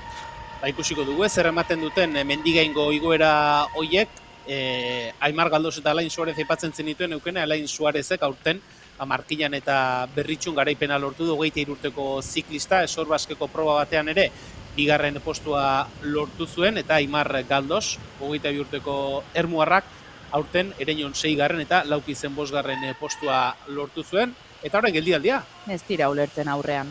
Ez dira ulertzen, ez dakigu denbora ondo dagoen, minutu bat jartzen digute pelotoiarekiko, baino aurrean ez dira elkar ulertzen ari. Nik alde batetik ulertzen dez, ez? BBK fundazioko taldeak 3 edo 4 ordezkari ditu, nik ez dauko, ni bakarrik nago, zuk dira, ez? Baina, karo, fundaziokoak ere, beste lasterketa egitea, eta izkutuaren bateare baita, ez zaio gustatuko, eta tira, hemen ez dira elkar ulertzen ari, eta berriro ere, zizurki adunara barkatu sartzen ari dira, eta agian hemen mugitzeko garaia ere izan daiteke, eta gustatuko litzaiake, atzean zer gertatzen ari den ikustea, eta ea talde bakoitzak ere, ze ordezkari dituen, eta ikusi hortik antzera baki hartzen dituzten. Garbi dagoena da, Eukene, ulermenik ez baldin badago, eta elkarrekin lanean aritzeko adostasunik ez baldin badago, logikoa litzatekeela, aduna bezalako mendate batean, edo gero Mendigaingo igoera horretan, mugimenduak ikustea. Bai, hemen ikusten dugu, Einaute Otegi sekulako lasterketa egiten ari da, orain lanean ari da, hemen ikusten dugu orain Alain Suarez erentzat, eta nik uste dut orduan apustua nahiko argia dela, egun oso aiesaldian damaki Einautek, eta tira, mene baita lan txukuna ari da egiten, eta gurpilean, gainantzekoak, egia da BBK fundazioak ere baita, baduela gordetzen ari dela, ez? Beste txirrindularia ere baita iesaldian, Aimar Galdos ere baita hor izkutuan dago, ez? Agian ere baita, beraien beste apustua hori da, eta Rubirola ere isilik horratzean, taldekidearen atzean jarrita, ez? Eta izuritzen hemen indarrak ere pixka bat, gordetzen ari dela eta hemen sufritzen, ez? Hasieratikan iesaldian dauden txirrindulari batzuk, nik uste dut hemen estrategia argi bat badagoela, baino iesaldian ez dira elkar ulertzen, eta nik uste agian Aduna ez da nahikoa, baino mendigain nahikoa izango da ja txirrindulari batzuk atzean geratzeko. Benari gara ikusten, Ekaitz Inigo de Miguel, Zurne taldeko txirrindularia, sprint berezien, sailkapen virtual horretan lehendabiziko postuan izango genukena, beraz ondo bidean, lasterketa amaitzea lortzen baldin badu behintzat, Ekaitz Inigo de Miguel podiumean izango da sailkapen horretako irabazle bezala, y lo que decía Seukene aquí, si se puede guardar un gramo de fuerza como sea, aquí se guarda. Y si puedo ir a rueda 300 metros más, voy a rueda 300 metros más. Sí, claro, y si ves que un equipo como la Fundación pues tiene a 3 representantes y además uno de ellos no, 2 están guardando y está tirando el que lleva la escapada todo el día, pues más que me voy a guardar, ¿no? Al final, el Caja Rural mismo también al principio por esperar el que venía en el contraataque, que era Rubirola, y ahora pues porque al final yo creo que ya el del Caja Rural ya tiene que estar catalán, Calabuig, va a estar ya cansado, ¿no? Con las piernas, pero yo creo que al final es muy importante tener un compañero siempre de apoyo para colocarte o igual hacer el último esfuerzo antes de Mendigain, y atrás se mueve ya los equipos, creo que es un Cortizo. Caja Rural, sí. Se mueve en el grupo principal, en el pelotón principal. En esta ascensión a Aduna, recordamos, una ascensión de 800 metros con una pendiente media del 7%. Y estamos viendo diferentes corredores que ya están coronando este alto de Aduna. Por lo tanto, Eukene en el pelotón principal también, pero ahora veremos que hay como un paroncito. Aquí ya las estrategias. Sí, me ha parecido ver además que era un Caja Rural que había coronado primero y luego como que rendía un poco de cuentas, levantando un poco el brazo, pero no lo sé, teniendo a 2 delante. Ahora parece que le está dando uno del Pichos, no sé si... ¿Plataforma central? Sí, plataforma central, no lo tengo muy claro, creo que está dando un poco de seguimiento a esto, pero el Cortizo ya ha asomado un poco la patita y en Aduna ya ha decidido moverse porque al final la renta es de 30 segundos por lo que ponen y ya van a encarar esa subida dura a Mendigain, es un buen muro y ahora parece que tenemos una entrevista, ¿verdad, Julen? Sí, vamos a escuchar a Jesús Blanco, el director de ODL Team Las Alcocinas. Hola, buenos días. Nada, somos el equipo ODL Team y venimos a la Clásica de Txondo con toda la ilusión y la esperanza de hacer una buena carrera. Creo que tenemos 2 otros corredores muy buenos de cara a poder estar delante. Va a ser una carrera muy disputada de los equipos punteros y nosotros aspiramos aquí con Mancipe, Dylan, Nicolás Guzmán, entre otros, a poder estar delante y por lo menos pelear la carrera, la victoria. Hortxe genituen, Jesus Blancoren hitzak, ODL Team taldeko zuzendariaren hitzak, gaur goizean, Alkizan irteera hartu aurretik, lasterketari begira zituzten asmoen ingurukoak. 37 segundoko tartea markatzen du GPS-ak, lasterketa buruan den 12 txirrindulariz osaturiko taldeak, tropelari ateratzen diona, tropelari edo, Adunako azken igoera horretan ikusi dugu, mugimendua izan dela, aipatu dugu, Cortizo taldeko ziklista bat, Caja Rural Aleako beste bat ere, ikusi ditugu, mugitzen, ez dakigu, mugimendu horrek jarraipenik izango duen Adunako jeitsiera honetan Eukene, baina garbi dagoena da, lehen aipatzen genuena ez, nolabait ere, mugimenduak izango baldin badira, jada, txirrindulari garrantzitsu egune batetik bestera agertzeko garaia ere izango dutela, ze gogoratu, Mendigaingo igoera horiek ere, geratzen diren 2 igoera horiek ere laster izango dira, beraz, agertu nahi duenak, edo agertzeko gaitasuna duenak, agertzen hasteko garaia du. Bai, eta berriro azpimarratu Ander Otegi egiten ari den lana, bere taldekidentzat, egun osoa damaki hemen iesaldian, eta oraindik ere, atxa luzeko txirrindularia bada, juniorretatik beti iesaldian, eta aurrera begira korritu duen txirrindularia da, eta ondoren afizionatetan hori ikusi egiten da, ez? Eta hemen lan bikaina parte egiten ari da, baina atzean damakizki nik uste dut labana zorrozten, eta pelotoian ere baita atzean nik uste dut, ez dugu oso argi ikusi, baina nik uste dut favoritoak mugitu ere egin direla, finisherreko Morraz hemen 3. postuan dago, ez? Fundazioko bien atzetikan, Alain Suarezek orain, erreleboa eskatzen du, ematen du ez dituela hankak ikutzen ditu, ez? Bai, ez dakigu. Oztuta edo edo dana dalakoa, eta rural kutxa pasako da, ez dakit, kalambreak edo... keinu adierazgarria izan da, Oskar Fuentes erne hor errepidearen iskinetik, baina bai, Alain Suarezen keinu hori, giarretako arazoak edo eskuine izter inguru horretan, ez dakigu, zuk esan duzuna, karranpak edo zer ote zituen, eguraldia honekin ere, eta bilbide honekin ere ez da gerritzeko, eta badoaz, hor ikusi dugu Oskar Fuentes Kortizokoa sartu dela, Caja Ruralek ere ordezkari bat sartu du, eta Ander Otegi, bera izango zen, meretzi urte, zagamarrak. Bai, baina fundazioaren tratau, eta plana uste dut, ezan, Alain Suarez azkenen, arazo bat jardurarekin, eta azkenen Korte esaten den horietako bat egin da, eta Kortizokoa, fundaziokoa, eta...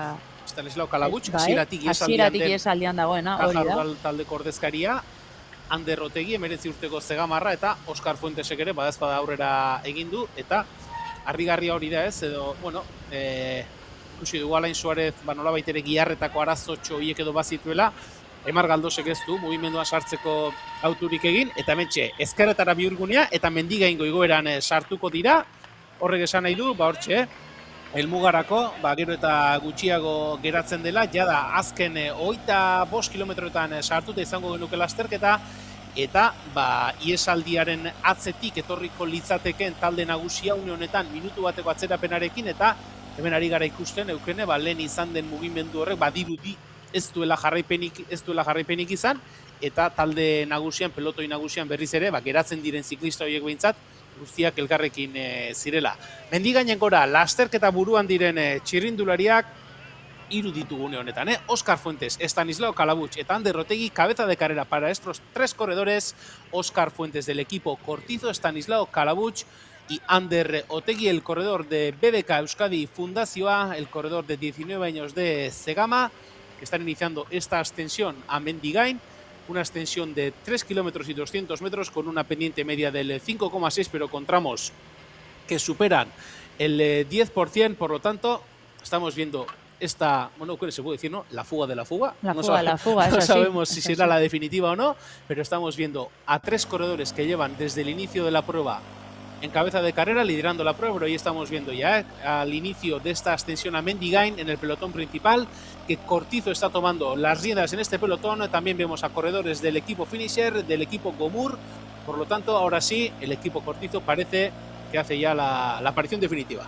Sí, aquí tienen a 2 representantes en el pelotón, más el líder, ¿verdad? Entonces sí que ha guardado al final fuerzas, ¿no? Y ha decidido en Mendigain ir con todo, están imponiendo un ritmo bastante fuerte, han entrado yo creo que con todo, y adelante también, pues el compañero de Cortizo tirando, ¿no? Está clara la línea a seguir, cuentan con el líder detrás, y adelante, pues el Caja Rural y Ander Otegi y Kalabutx del Caja Rural y el Cortizo, pues que siguen haciendo camino. No sabemos exactamente qué renta tienen con los demás fugados, pero sí que es verdad que ha sido una escapada realmente, vamos a decir, tonta, ¿no? En la manera en la que se ha hecho, y además 3 de los que llevan desde el inicio de carrera fugados, que hoy hay que valorar mucho, porque hay que tirar mucho y hay que ser duro para en estas condiciones mantenerse aquí, pero yo creo que al final son 3 corredores que están haciendo como un trabajo al final, no creo que sea para disputar más, que están haciendo trabajo para las espadas más que van a disputar hoy de sus equipos. En teoría, Oskar Fuentes estará ahí para poder ayudar a los compañeros que vendrán por detrás. No sabemos la referencia exacta, no sabemos la diferencia exacta que tiene este trío cabecero sobre el grupo, o lo que queda del grupo principal, en el que estaban tirando los 2 corredores del equipo Cortizo. Aquí estamos viendo, También me crea un poco de dudas, ¿no? Que el Cortizo ahora esté tirando mucho, tanto delante, y atrás también el mismo Cortizo esté tirando tanto detrás, ¿no? Porque han entrado con todo a esta cuota. Igual también, pues les han dicho que intente pasar esto lo mejor que pueda para poder tener a otro corredor más ahora de cara al... Erne, van a parar ambulancias. Sí.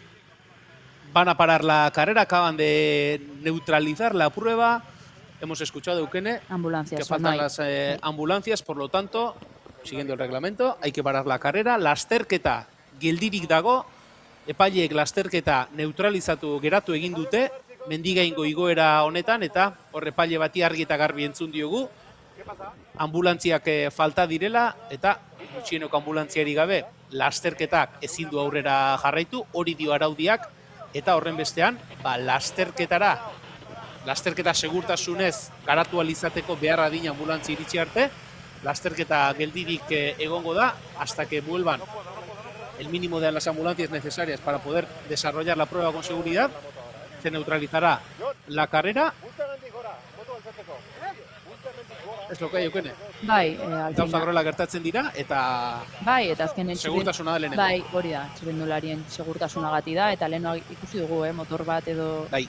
dugu txirrendulari ikusi, baina bai motor bat errepidean alde batean, azken baten ez dira txirrendularia, baina karreran parte ere badira motorrak, eta ez daki hor aziente txiki bat izan den, ala ere, denbora pitxin bat eman dit pixka referentzi txiki bat hartzeko, eta nahiko gertu zeuden, gainentzeko iesaldi kideak, baino ez dakit, pixka lasterketare orain pelotoiare geldituko dute, eta ikusiko dugu, ez, olakoetan askotan, bidean aldaketak egitea erabakitzen dute, pixka bat hortara behartuta, taldek ere baita, orain bat egingo dute, ikusi egoera zein den, hitz egin, estrategia berri bat ezarri, eta txirrindulari bezala oso egoera zaila izaten da, azken baten, beroan aritzara lasterketan, eta bapatean gelditu, poztu, berriro jarraitu, burua ere, bertan mantendu behar duzu lasterketan, eta ea zerbait entzuteko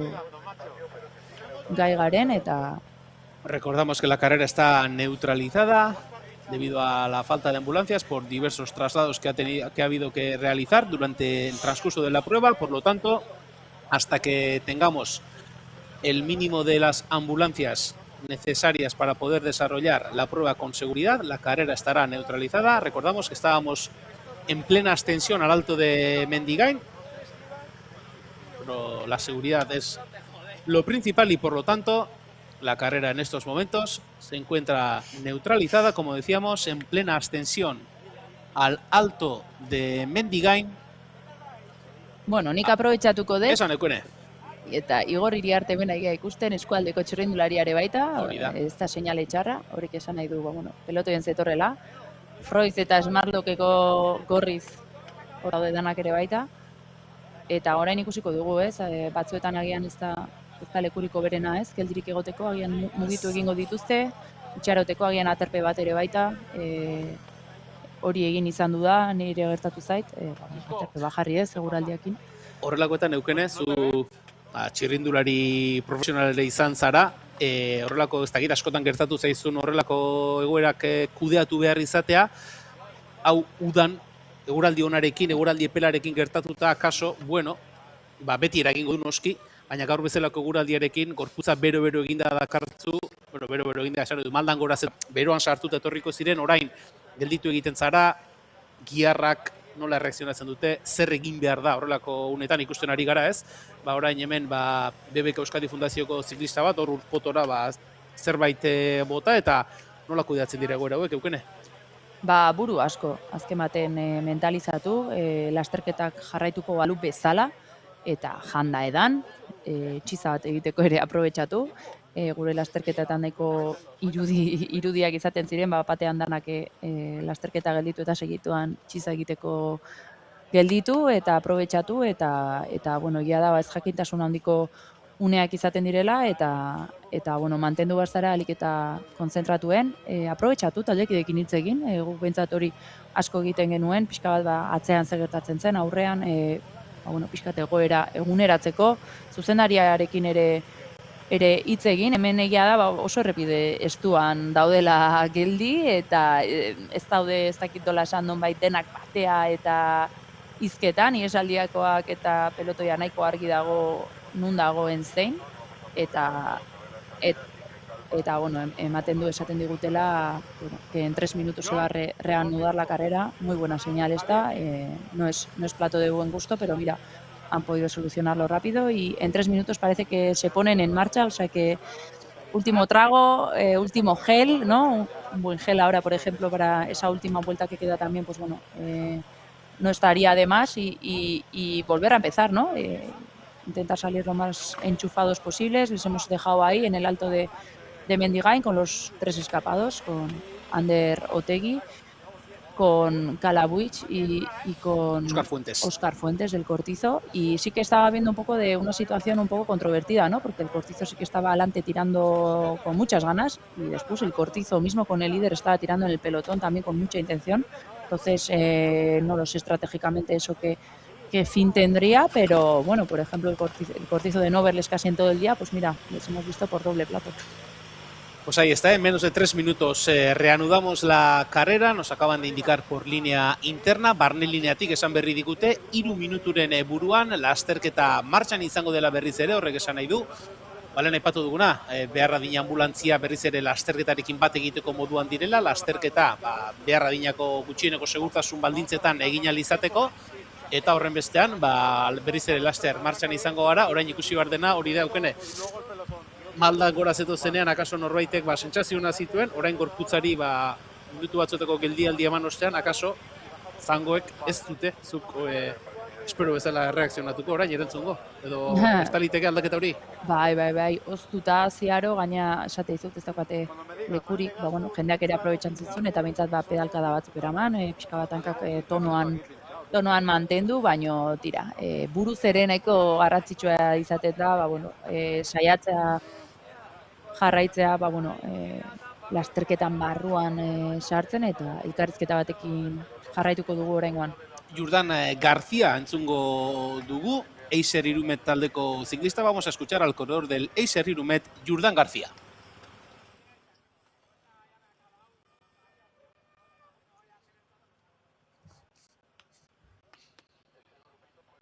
Bajadetan eta kurba asko dago esan partitan. Azkenin Alkizako igoeri oso garrantzitsu izango da. Uste dut gaur eguraldixek papel garrantzitsu bat jokatuko dela, da batez be bajadetan eta kurba asko esan partitan. Da hori, azkenin Alkizako igoeri oso garrantzitsu izango da karrerian egorarako, da aldanik da betuen itxa jungo da. Hortxe, Jurdan Garziak aipatu du, ahalik eta ondoen egitera aterako zirela, ikusiko dugu talde nagusi horretan, Eiser Irumeteko ordezkaritzarik ote den edo ez.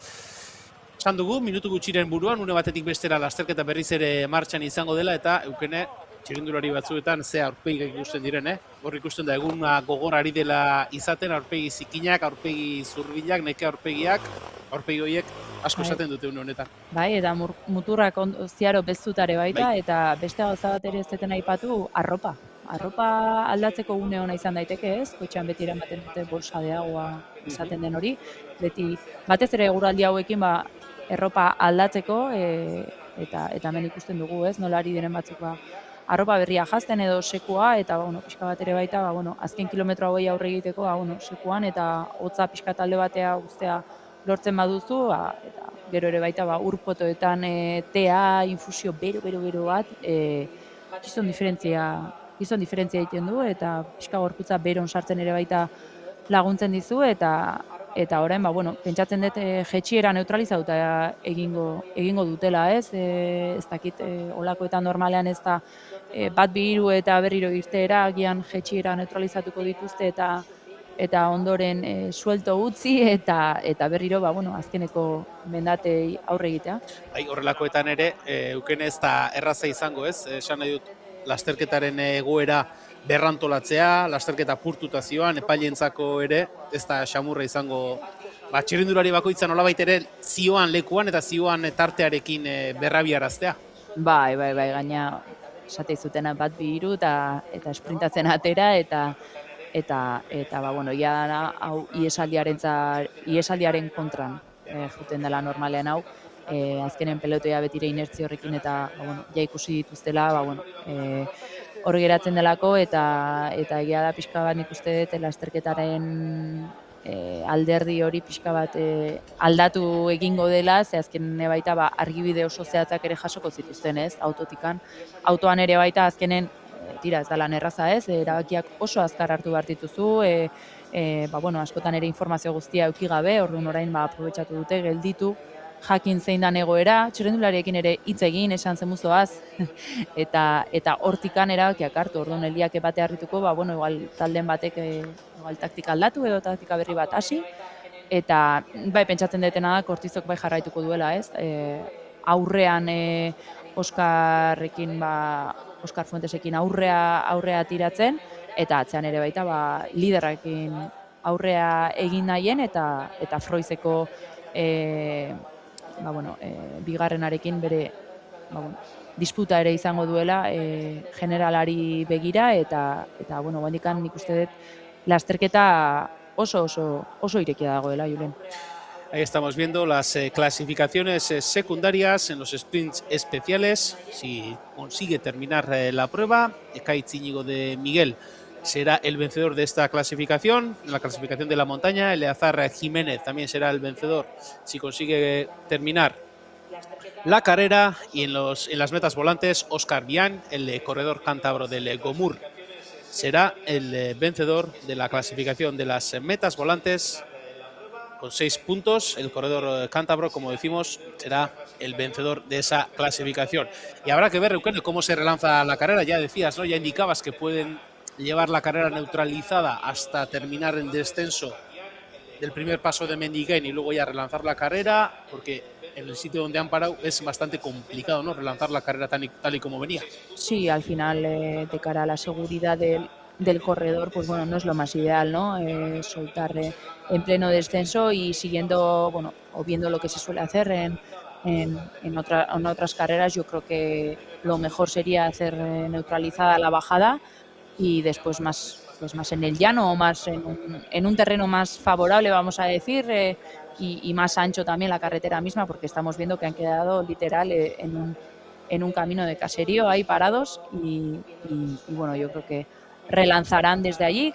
Los jueces ahora mismo pues tenían el trabajo, no poco trabajo, de coger los tiempos ahí arriba.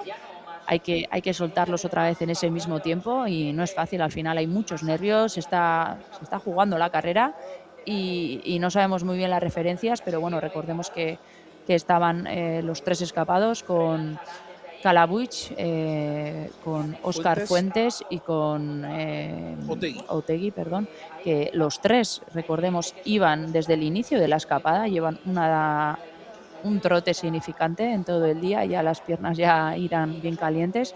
Después venía la escapada, que se han sumado muchos corredores de aquel contraataque desde el pelotón, pero que no se estaban entendiendo muy bien, de ahí que haya surgido otra vez estos 3, que desde el inicio parece que se habían entendido bien. Y después el pelotón, sí que es verdad que no teníamos muchas referencias, pero bueno, yo creo que más de un minuto no, mucho el pelotón yo creo que estará a un minuto, viendo las imágenes que han aparecido, y la carrera sigue muy abierta y hay equipos que tienen una mejor posición que otros, y por ejemplo un Caja Rural yo veo que tiene muy favorable, por ejemplo, ahora esta situación. Tiene en la primera escapada un representante, en la escapada tiene a Rubirola, que ya ha ganado, y en el pelotón pues tiene, por ejemplo, a Cepa, que está también guardando sus opciones, y bueno, la fundación también yo creo que tiene una buena situación y yo creo que les toca a otros equipos.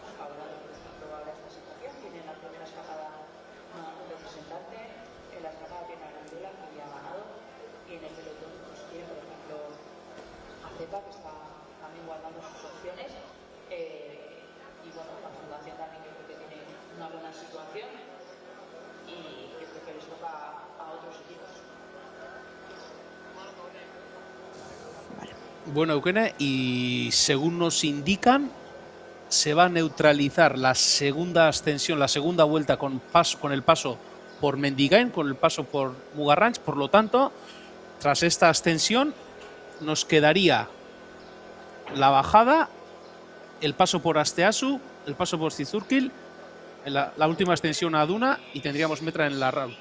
Pues sí, al final estamos rebajando un paso más por Mendigain, ¿no?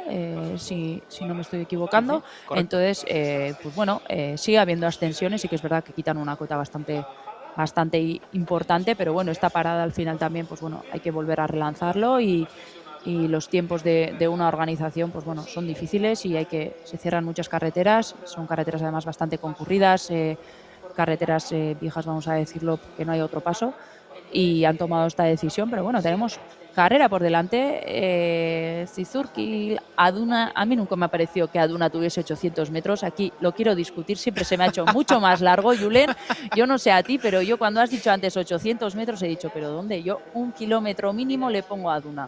Yo Aduna en bici habré subido muy pocas veces. Yo he leído en el perfil que pone 800 metros al 7%. Desde aquí quiero reclamar. Yo he visto que aquí las altimetrías las haces de aquí. Un saludo a Eris Fraile. 800 metros, Eris, yo no sé si eso tiene 800 metros. A mí se me hace eso mucho más largo. Pero bueno, ya te digo. Y hoy las bajadas también, la bajada de Aduna y demás, bueno, ya lo conocen, ya han hecho bastante. No van a ser decisivas en este caso, yo creo. Y entonces se van a presentar, yo creo que muchos corredores con muchas opciones en la Raúl, en ese final. Y va a ser muy abierto, más atípico, no va a haber tanta selección, yo creo, o bueno, van a obligar a los favoritos a lanzar sus ataques antes. Ahora mismo yo creo que es una situación de incertidumbre en el pelotón. A nosotros nos ha llegado la información ahora y los equipos, los directores también yo creo que lo habrán recibido ahora y lo estarán comunicando a los corredores y hay que cambiar de planes, Julen. Por lo tanto sería como la última vuelta ya, estaríamos como en la última vuelta.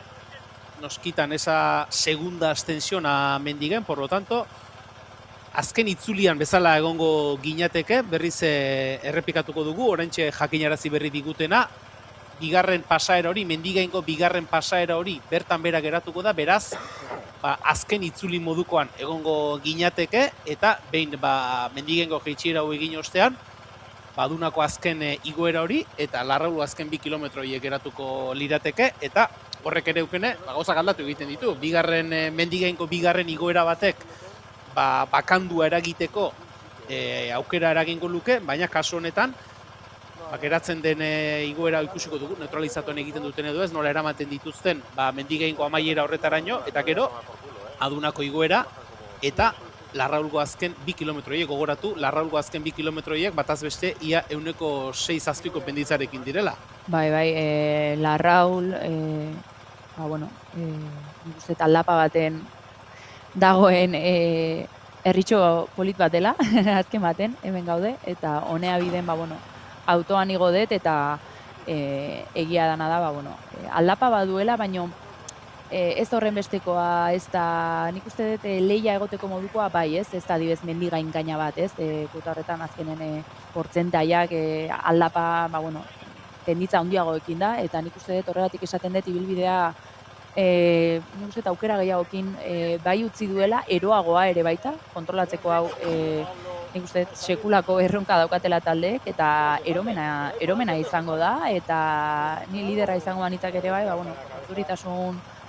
urduri egongo nitzakez, oraingoan, kortizo batek dana oso kontrolpen zeukan, eta guain nik uste dut desfaz gehiago ere izango dela, eta nik uste dut hobekien moldatzen dakienak horrelako ezustekoetara, bai txirrendulari, bai talde, horrek izango duela bere saria, eta tira, agian sorpresaren bat ere izan daiteke, egia da, Aduna ja ezagutzen dute, pasa dira bertatikan baino gehiagotan, jetxiera ere bai, eta hortikan, Larraulera zuzenean, eta bertan ere baita nik uste dut badaudela txirrindulari batzuk, agian hemen oraindikan taldean jarraitzen dutenak, ez direnak agian igotzaile puruak, baina puntxi esaten den bukaera horietan ondo ematen zaienak, bida pixka bat elektrikogoak edo esplosibogoak diren horiek,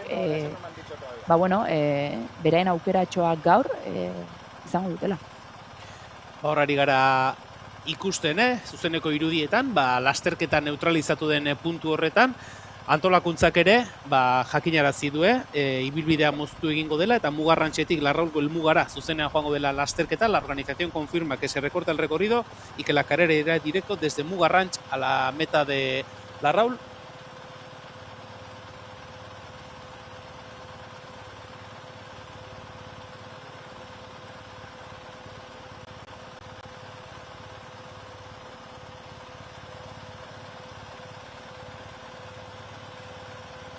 Eta orain jakinarazi diguten moduan, ambulantzia falta hori, pare bat erorikorengatik izan da, horietako batean, txirrindulari baten erorikoaren ondorioz, erietxera eraman behar izan dute, eta beste erorikoa, ertzaintzako motor gidari baten erorikoa izan da, beraz, hori izan dira, lasterketa ambulantziari gabe geratzearen arazoia. Eta, oraintxe jakinarazten digutena, Kaja Narcis Munturiol, txirrindularia izan dela erori dela, Kaja Rural Alea taldeko ziklista, baina baieztatzen digute, ondo dagoela. Nos indican Eukene que el ciclista que ha sufrido esa caída y ha tenido que ser trasladado al hospital es Narcis Munturiol del Caja Rural Alea, pero nos confirma también que se encuentra bien. Sí, pero bueno, al final hoy en día en las carreras hay un protocolo y bueno, pues por descartar otro tipo de daños o bueno, pues al final precaución.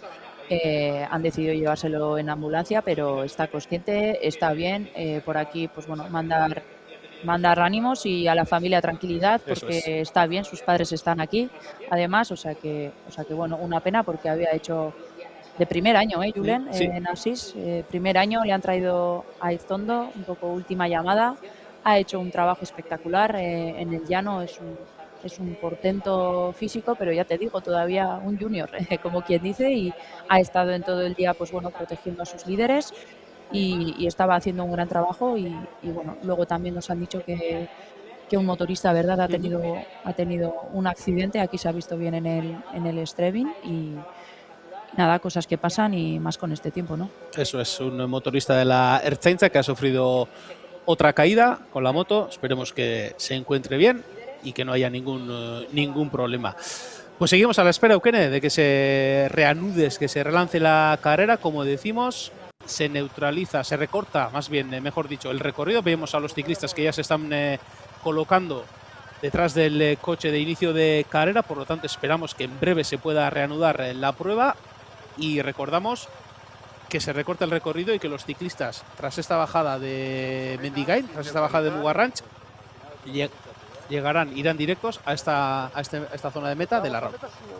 Pues sí, o sea que esto va a ser un super sprint masivo y yo creo que aquí no va a haber ningún tipo de reparos y yo creo que tanto adelante como atrás me atrevo a decir que van a ir a tope. Y al final, pues eso, porque teniendo en cuenta que los tres de cabeza al final llevan todo el día en la fuga, pues bueno, y ya atrás yo creo que Alcortizo ya había cogido las riendas un poco de la carrera y tenía un plan claro, entonces no creo que ahora cambien y paren, no lo sé, qué movimientos habrá en el coche o qué se les habrá dicho a los corredores, muchas veces tampoco hay tanto tiempo como para tomar decisiones y bueno, el Caja Rural también ya estamos viendo que está asomando a sus corredores y bueno, parece que arrancan, el coche ya va a arrancar, primero el juez va a soltar a los tres que iban escapados. Eso es. Después cogerá los tiempos y soltarán a los demás escapados, que no sabemos exactamente dónde venían. Sí que es verdad que venían cerca, porque hemos tenido la oportunidad de ver un poco las referencias. Yo creo que unos 30 segundos o incluso menos. Y después yo creo que otros, no lo tengo muy claro, pero el pelotón no vendrá tan lejos de ese segundo grupo de la escapada, que serán unos 30 segundos o así. Y bueno, a ver qué pasa, porque las rentas, ya te digo, son pequeñas y aquí pues una explosividad digna de ciclocross como Alain Suárez, por ejemplo, pues no estará mal y ahí van a salir en plena bajada y a ver qué pasa. Pues ahí tenemos a los corredores que están a la espera del orden del juez para retomar la marcha. Ahí se relanza la carrera y vemos a los tres corredores que iban en cabeza de carrera: Óscar Fuentes del equipo Cortizo, Stanislao Kalabuch del Caja Rural Alea y Ander Otegui de Euskadi Fundazioa, del equipo BBK Euskadi Fundazioa. Y vemos, Eukene, que los jueces les han mandado a estos tres corredores ya para adelante. Habrá que ver con qué diferencia sale el grupo principal. Pues sí, no, parece que ya los escapados ya han salido.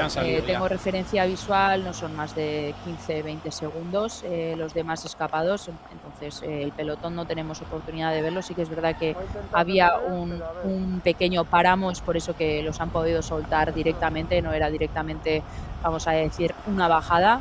Entonces, pues bueno, estos tres, pues bueno, entrando entrando al relevo. La película había parado en que Óscar Fuentes pues, bueno, estaba tirando muy fuerte ahí delante. Al final el Cortizo pues parece que ha apostado tanto por la carrera adelante como por detrás. Esa curva, Julen, me acabas de señalar, está muy resbaladiza y a ver qué tal pasan los demás por ahí. Aquí también hoy la técnica va a tener su papel. Ahora parece que entran los tres.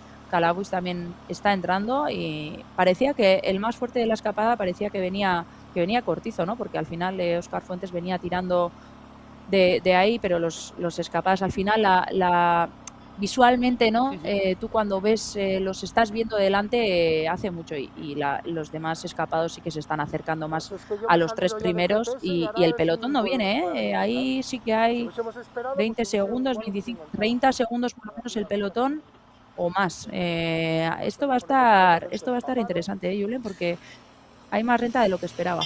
Maldangora jarraitzen du lasterketak, mendigaingo igoera honetan, gogoratu, hau izango dela mendigaingo igoera bakarra, honen ostean zuzenean Larraul helmugara joango dira txirrindulariak, lasterketa neutralizatuta egon ostean berriz ere lasterketa abiatu aurretik antolakuntzak hartu duen erabaki hori izan delako, eta lasterketa buruan genituen 3 ziklistak, Calabuig, Otegi eta Óscar Fuentes ikusten ditugu oraindik ere mendigaingo maldauetan, baina bigarren taldetxo horretatik, iesaldian izan den taldetxo horretatik, ziklista batzuk aurrera egin nahian ere ikusten ditugu, Anderrotik orain atzera begira ikusten dugu, eta favorito nagusien multzo horretan, eukenek epatzen zuen moduan, gutxi gora bera 25-30 bat segundoko tartea bai eukene, eta ikusten ari garena da, errepidea nola dagoen, diziratxu dago, bustita putzu handiak daude, jeitxieran ere, horrek bere eragina izango du, eta hemen atzera begiratzeko ez dagoena, Óscar Fuentes Cortizoko eukene.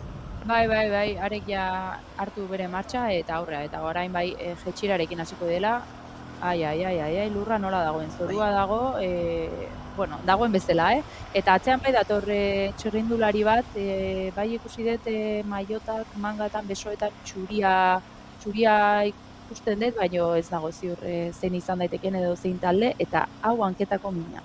Hau da, txirrindan atatzeanen, kafe hartzen gehatu eta berriro arrankatu bazuren, baino lasterketa bat.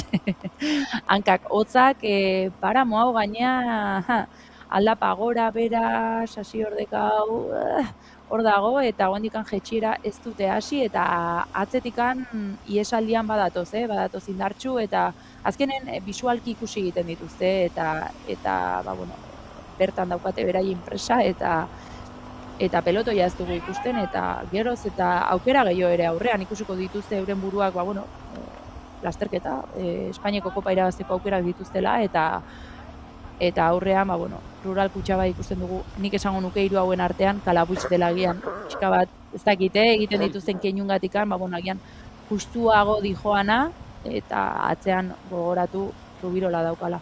Hori da, taldekide bat badauka, Marc Rubirola, Ateaga Baserria atzean utzita hor jarraitzen du, Stanislao Calabuigek, geratzen zaizkion indar zati horiek edo indar gramo horiek urtzi nahian, errepidean ere ikusten dugu, zuaitzetatik eroritako adar zatiak eta ere bat direla, eukene, hortxe jarraitzen dute, hirukoteak lasterketa buruan jarraitzen du, baina gertu dituzte, hor tartekatuta ziklista bat ikusten ari gara, eta atzetik iesaldian izan diren beste ordezkariak ere bai, oraingoz ez daukaguna da, atzeko talde nagusitik eukene, norbaitek aurrera egin duenaren berririk edo irudirik ahí siguen, los 3 corredores que relanzaban la carrera como en cabeza de carrera, y vemos a ese espectador también, ahí siguen Óscar Fuentes, Stanislao Calabuig y Ander Otegi.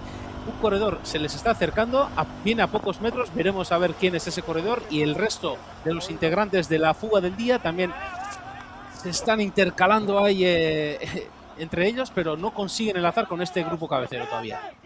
Pues no, pero esto está muy bonito, la verdad, yo creo, mira, aquí estamos viendo ahí justo la cámara, pues no hemos podido ver quiénes eran. Finisher también estamos viendo, Morras, sí, Rubirola también, pero parece que sufriendo más, no viene en esa reacción tan rápida, ya se disponen en la bajada, menudo inicio, porque al final es un sube y baja, como la carretera un poco quebrada, y bueno, camino de caserío, ¿no? Ateagia, eta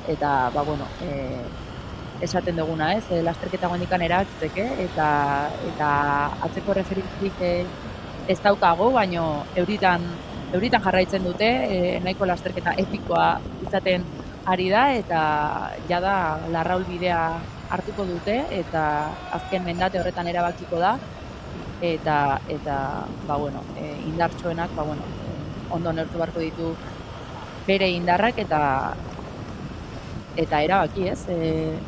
Erabaki zer egin bukaeran, taldeek zer erabakiko ote duten, eta hemen bai taldeak pixka bat egiten ari dela, ez? Aurreko iesaldia ematen du pixka bat, ba, bueno, biltzen ari dira hemen, eta ikusiko dugu, ze orain Larraul bidean ere baita jan horretan elkar konponduko aldira. Ikusiko dugu zer gertatzen den, horre norberak bere interesa jokatu nahiko ditu, jada lasterketako azken kilometroak izaki ere, indarrez ere justu joango dira hainbat, batzuk akaso urrunagotik egin beharko dute saiakera, gogoratu, Larraulgo azken 2 kilometroiek euneko 6 inguruko penditzarekin direla, eta ikusten ari garena hori da, lehen 3 zirenak eukene, Stanislao Kalabutz, Oskar Fuentes eta Ander Otegi zioan irukoto horrekin, atzetik beste dozenardi bat txirrindularik bat egitea lortu dutela, beraz, 8-9 ziklistaz osaturiko talde bat daukagu lasterketa buruan une honetan. Mendigaingo jaitsiera hori egiten ari dira, hemendik galga hotxa ere, hemendik entzuten da, diskoko galga horien hotxa, errepidea oso guztita dago, nahiko jaitsiera gaiztoa daukate ikusten ari gara, biurgunetan ere, tentuz ari direla sartzen, eta zuk esan duzuna, txake partida honetako azken tartean sartzen ari gara, eta ikusiko dugu, azken igunearen aurretik geratzen den zatian, ulermenik baute dagoen, atzetik ere, favoritoen multzoan ere mugimenduak akaso izango dira, ikusiko dugu, haietakoren batek aurrekoekin bat egitea lortzen ote duen, baina, esan genezake, polita behintzat badagoela, oso polita dago ikusteko. Oso polita dago, ez dakigu atzetikan handakoa ez, denborarekin dauden, baina, bueno, tira, neutralizatuak izan baino lehenago, esango genuke, atzean posizio jarritan bezala, aukerak izango dituztela, eta aurrean, aukera gutxi, ez? Baina, orain egoera berri honekin, ibilbidea moztuta, esplosiboa, azken igoera gelditzen dela, batean danak euren aukerak ikusten dituzte. Eta kotxeetan ere baita agian orain apustua atzean egitea ere baita zailagoa da, ez? Aurrean ikusten dute ere baita, denbora gutxi dago, ibilbidea moztuta dago, eta orduan aurrean ere baita, ordezkariak badituzu, ez dituztenak gogoratuko dute, iesaldian ez sartu izan ainor, Balance inspirador. Y ahí estamos viendo este grupo que es cabeza de carrera, estos 8 o 9 corredores que están llegando ya a la zona de la localidad de Asteasu, por lo tanto estamos entrando ya en los últimos kilómetros. Pronto empezarán con esa última ascensión hasta la localidad de llegada, a Larraul, esos 2 kilómetros al 6-7% de pendiente media, por lo tanto estamos entrando ya, Eukene, en la fase decisiva de la carrera. Ya veremos, estamos viendo aquí a Óscar Bian del equipo Gomur, que lleva toda la jornada en fuga. La mayoría de los corredores que van en este grupo llevan toda la jornada en fuga, por lo tanto es de un mérito tremendo lo que están haciendo. Y ya veremos, en estos 2 últimos kilómetros las fuerzas serán decisivas, habrá que ver cómo están los depósitos de cada corredor, dónde deciden atacar. Algunos igual intentan sorprender desde abajo, otros esperarán a la parte final. A ver qué pasa, pero nos está encantando el desarrollo de la carrera, Eukene. Pues sí, porque ahora estoy teniendo la sensación de que ya no miran atrás, no hay estrategia, no hay táctica, es ir a tope hasta meta y que ganen mejor. Entonces, aquí estamos viendo cómo están sufriendo, el tiempo no da tregua y bueno, ya estamos viendo que aquí sigue Óscar Fuentes a lo suyo, sigue tirando. Los demás van a rueda como pueden, estamos viendo este camino quebrado, sube y baja también, que las piernas ya, pues bueno, lo van a notar y se van a disponer después ya a la Larraul, ya te digo, una subida llevadera, con unos tramos con más porcentaje, de media tiene un 6, sí que es verdad, y bueno, aquí ya igual tenemos que empezar a mirar quién puede ser el que tiene, pues bueno, un buen final, un buen punch, no lo sé, rápido. No lo sé, Julen, aquí ya no estoy viendo al pelotón cerca, no lo sé. Quedan 2 kilómetros de ascensión. No sabemos si el pelotón está cerca, el grupo principal, el grupo de los favoritos está cerca de este grupo que es cabeza de carrera. Ya veremos en esos 2 kilómetros lo que dices tú, habrá que ver cómo está cada uno, después de la neutralización, cómo están muscularmente, habrá que ver todo eso, pero de momento parece que la carrera se va a decidir entre estos 8 o 9 corredores que son cabeza de carrera en estos momentos. Bai, eta gogoratu, fundazioak hemen 3 ordezkari dituela, horietako bat Alain Suarez da, bestea Aimar Galdos, eta Gomurreko tira. Atzetikan iritsi, geratuta zegoen, eta erasotu egin du, eta eraso ona iruditzen zait. Nik uste, hemen atzean ere baita, elkarrengan begira daude, eta berak aurrera egitea erabaki du, gogoratu hasieratik handamakiela aurrean, eta hemen, Rural Kutxa eta BBK Euskadi Fundazioak pixka bat, erantzule izan daitezke, ez?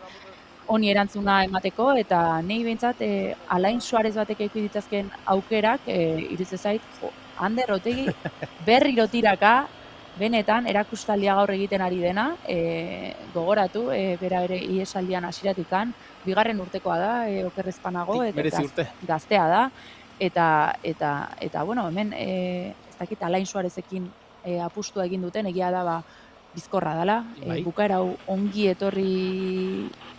etorriko zaio agian. Lehen sufritzen ere ikusi dugu, apur bat. Bai, giardurarekin ikusi dugu hor. Giarretako, ez dakigu, karranpak edo zer izan dituen, gainera ordekako zati batean izan da, Bilabonara iristen ari ziren bitartean. Eta hemen garbi dagoena da, Oskar Biaine bere apustu egin duela, esan du, ni aurrera egingo dut, baten bat etortzen baldin bada nirekin, baina bestela nik nire bidea egingo dut, eta hor, ikusi dugun beste adierazgarri izan dena da, Caja Ruralek ere 2 ordezkari dituela, eta bietako bat ere ez dela jarri Ander Otegiren gurpila, berari laguntzeko Oskar Biaine jazarpen lan honetan, eta Oskar Biaine oraingoz behintzat, bidea egiten ari da, eta azken kilometroan sartuko da une batetik bestera, Nei Rubirolak ez dizkit sentsazio onak transmititu, jetxiera, mendigaingo jetxiera hasi baino lehen hor, igo eta jetxi horretan, pixka bat sufritzen ikusi dut, ez duela erantzuten lehenengoan eraso horietara, eta hori askotan ez da seinaleriko bena, edo, tira, agian bere burua izkutatzen ari da, argi dagoena da, kalabuitxe etzaiola indar askori gehatzen, eta azken kilometroan sartzen ari da Oskar Biain, adi, atzera begira ere hor ari da, taldetxoa hor da ator, zenba dauzkat, 5 segundu. Baldin badauzka, eta horra izango da, eta orain eta erasoa, erasoa ikusten ari gara, erritmoa bizitzen ari dira atzeko talde horretan, Oskar Biainen gurpilaren bina, ya da azken kilometroetan sartuta, estamos dentro del último kilómetro, Oskar Biain, el corredor cántabro del Gomur Cantabria, que sigue liderando la carrera por detrás, el grupo perseguidor que se le está acercando poquito a poco, eta ikusiko dugu, eukene azken metro hauetan Oskar Biain harrapatzeko gaitasunik baote dagoen atzeko taldetxo horretan, eta gaitasuna duenak, une batetik bestera aurrera egin behar lukez, Oskar Biain oraingoz behintzat ondo ari gara ikusten. Bai, atzera begira, bere erasoa ere pixka bat izan da, erasotzen dut atzetik aurrea egiten ari naizelako, eta azken aukera bezala, baina ondo ari da eusten orain pultsoa, esate izutena, agian bat 2 ateratzea tokatu zaiorean giardurak pixka sufritu egin du, baina beroan sartzen ari da, eta Oskar Biaine ja ez du atzera begiratzen. Ja aurreraino egin behar dut topera, atzen ez dugu ikusten nor ari den, baino eusten ari da hor 5 segundu badaude, nik uste errenta nahiko izan daitekela iristeko, atzen oso eraso potente bat izan beharko litzake, ez, aurrera egiteko. Eta hor Zakurzarraren ondo egin du, hor tartetxo batean joan da, taldearen atzeko postuan, tartetxo bat utzita eta guzti ikusi dugune batean, nitaz aztu daitezela, eta gero maldan gora hasi denean, lehen da biziko metrotik erasoa jo, eta hortxe garaipenaren bila izando klasikoaren 21. ekitaldi honetan, Patxi Alkortaren eta Txomin Perunenaren memorial honetan, aurtengo ekitaldian garaipena nahi du Oskar Biainen, aurtengo ekitaldian garaipena nahi dute Oskar Biainen jazarpen lanetan atzeko taldetxoan datozen txirrindulariek, baina Kantabriarra ondo ari gara, indartsu ari gara ikusten orain bizileta gainean zuti jarrita, azken metroetan sartuta, Larraulgo herriaren sareran ikusten ari gara Oskar Biain Gomur Kantabria taldeko ziklista, tarte polita dauka, eta atzean bestelako reakziorik ikusten ez bada,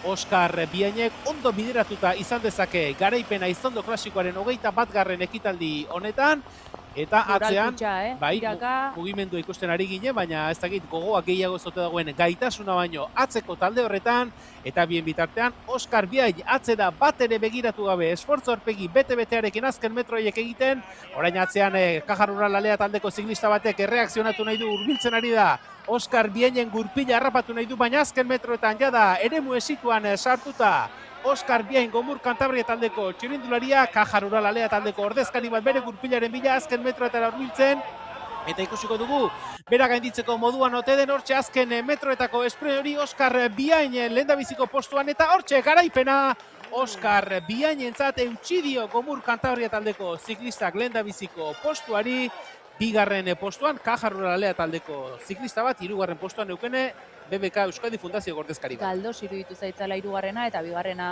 ez dakit Rubirola kalabuitxagian, baina bueno, Rubirola izango delakoan, ez? Ondoren kontraerasonetora azte bukaera.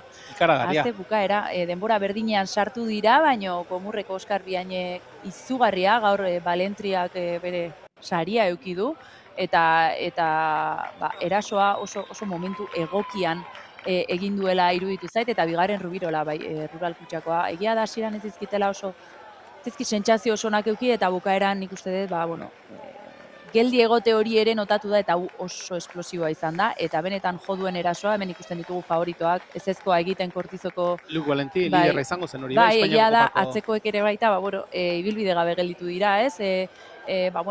Beste estrategia batera jotzeko, eta Oskar Fuentes ere pixka bat, bukaeran, irutze zait indarrak pixka bat, agian xautu ditu lehenago, ez? Agian beste estrategia batekin, eta bukaeran indar horiek agian falta egin zaizkio, eta tira, Euskaldun bat hirugarren postuan oker ez baldin bagaude Galdosekin. Bai, hori da, Aimarra Galdos iruditu zaigu hirugarren postuan sartu den txirrindularia. Mientras tanto, ahí está la victoria de Oskar Biain, el corredor cántabro del Gomur Cantabria, que ha llegado en primera posición, casi al mismo tiempo, segunda posición para Marc Rubirola, tercera posición para el corredor Aimar Galdós de BBK Euskadi Fundazioa.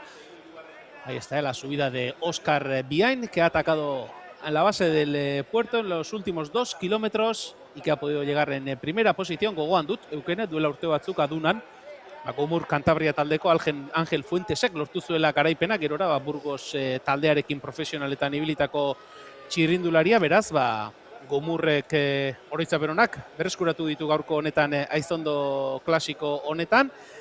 Eta eukene, lasterketa neutralizazioaren gorabera hori izan dugu, segurtasuna lehenesterakoan horrelako gauzak gertatu egiten direla. Lasterketa polita ikusi dugu, eguraldi makurrarekin, baina gogortasuna areagotu dio horrek eta ikuskizun polita ikusi dugu.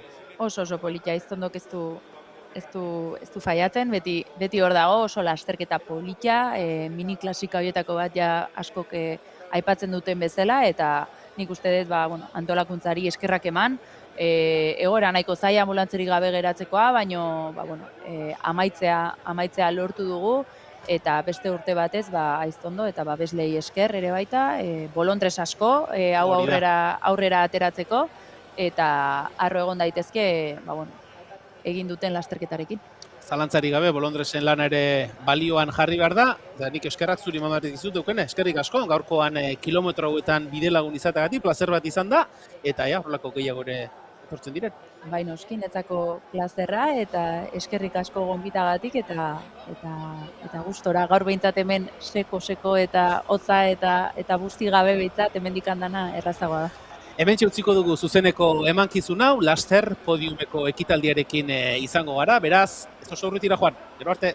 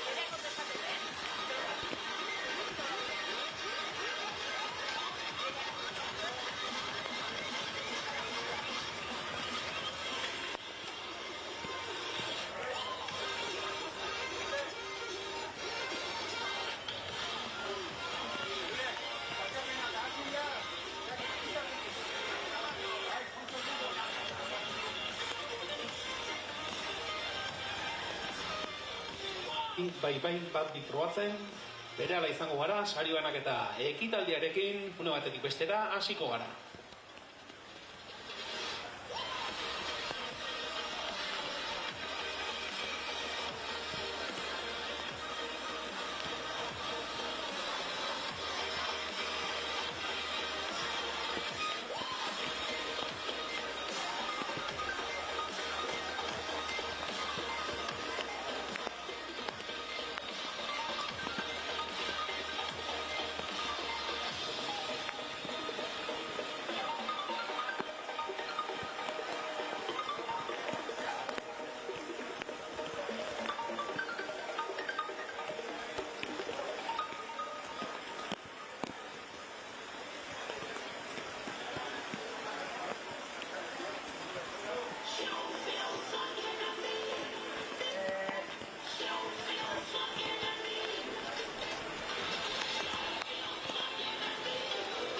Esan bezala une batetik bestera hasiko gara sari banaketa ekitaldiarekin eta lehena bizi, txirrindulari sariak eman aurretik, Aiztondo klasikak urtero aitortza bereziak, aitortza ezberdinak egiten ditu eta aurtengoan ezinbestean, ezin zuen beste modu batera izan, danena elkarteari, danena txirrindulari elkarteari, bere 50. urte hurrenean aitortza egin nahi zaio Aiztondo klasikoaren antolakuntza batzordeak aitortza egin nahi dio eta aitortza hori egite aldera eskatuko diegu mesedez danena elkartearen izenean gaur gurekin ditugun ordezkari ezberdinei podium inguru honetara hurbiltzeko eskatuko diegu Miguel Irazu, Paco Usabiaga, Jose Luis Zaldua eta Ander Altunari mesedez eskatuko diegu podium inguru honetara hurbiltzeko baita Jose Ramon Aierza Aiztondo klasika batzordeko presidenteari eta Elba Perurenari ere eskatuko diegu mesedez hurbildu zaitezte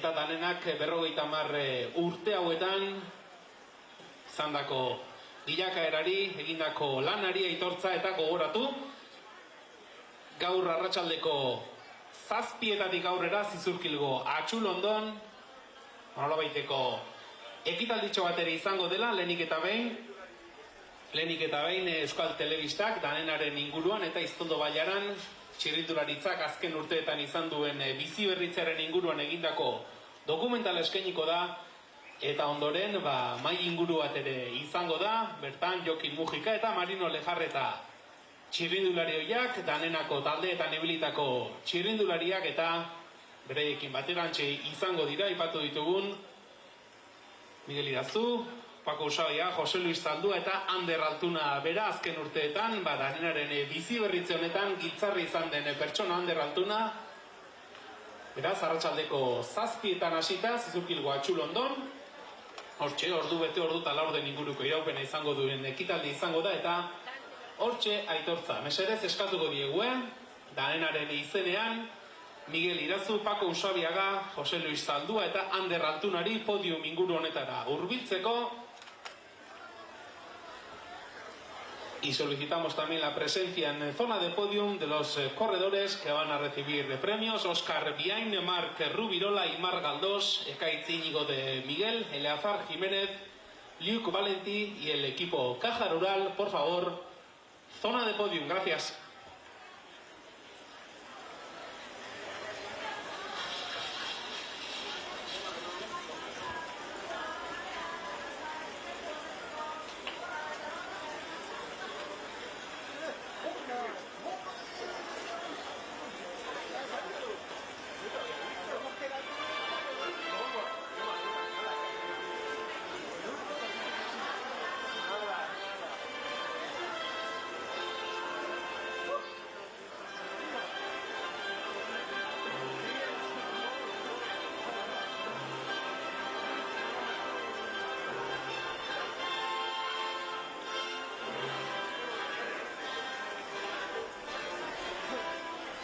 Emankizunean zehar ere, aipatu dugu, goizean ere aipatu dugu, ezinbestekoa dela, erakunde eta etxe babesle ezberdinen babesa, Aiztondo klasikoaren ekitaldiak urtez urte egin ahal izateko. Y saludamos también a Ignacio Arrieta, tal y como nos indicaba Xavier Usabiaga, un auténtico mecenas para esta prueba. Agradecemos su presencia en la jornada de hoy y agradecemos el apoyo que nos ofrece Caja Rural para poder realizar esta carrera. Junto a ello agradecemos también a Echeondo, a Orbea, a Echemar y a todos los ayuntamientos de la comarca Aiztondo Bailarako udaletxe guztiei ere, gure eskerrik beroena proba hau antolatzeko egiten duten ekarpenagatik, eskaintzen diguten babesagatik, eta baita Etxeondo, Orbea, Etxemar eta Caja Ruralei ere.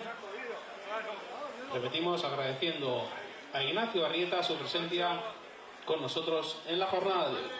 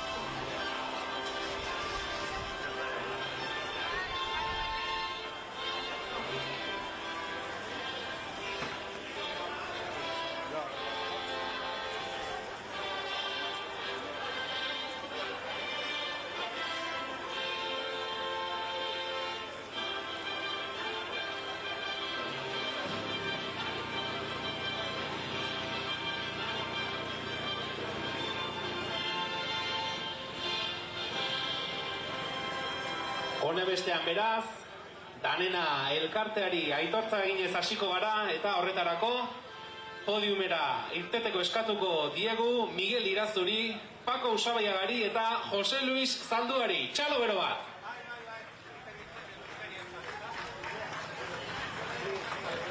Hortxe ditugu Miguel, Paco eta Jose Luis podiumean eta Arazi Oiartzabalek eskainiko die agurra.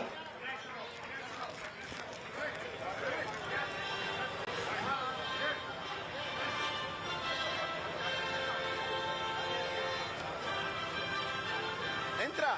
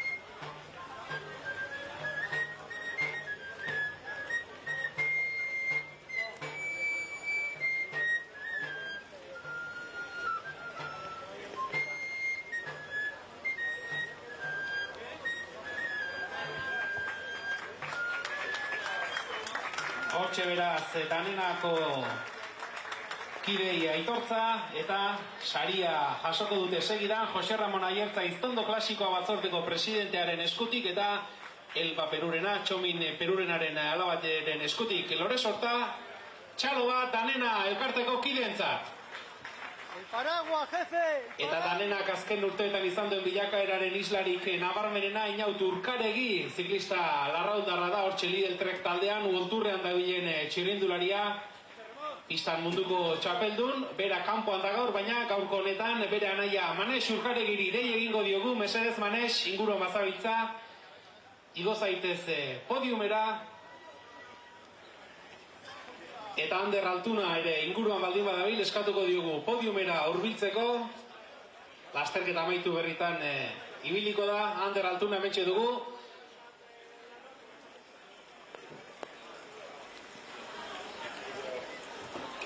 Ander eta Manes, mesedez, atera podiumera.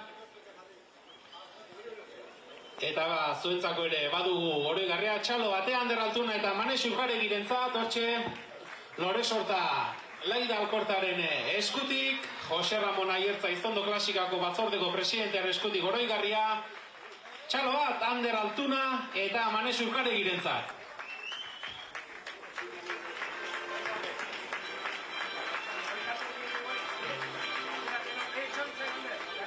Eta hortxe ditugu,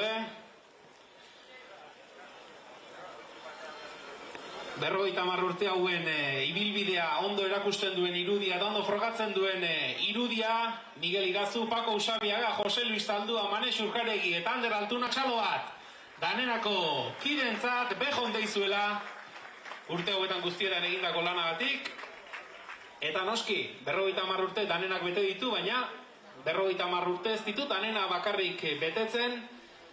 Etxe ondok ere aurten berrogeita hamar urte betetzen ditu. Vamos a celebrar también el 50 aniversario de Etxe Ondo. Eta mesedez Etxe Ondoko ordezkaritza ere, solicitamos la presencia en zona de podium de María Jesús Uranga y Amaia Rodrigo, en representación de Etxe Ondo, berrogeita hamar urte Etxe Ondok. También destacar la figura de Paco Rodrigo apoyando desde el inicio la Iztondo klasikoa. Eta baita Patxi Rodrigo ere, errelegoa, belaunaldi errelegoari heldu eta hortxe, familiako Etxe Ondo berrogeita hamar urte, María Jesús eta Amaia gurekin baldin badira, mesedez, irten podiumera recibimos a María Jesús Uranga y a Amaia Rodrigo.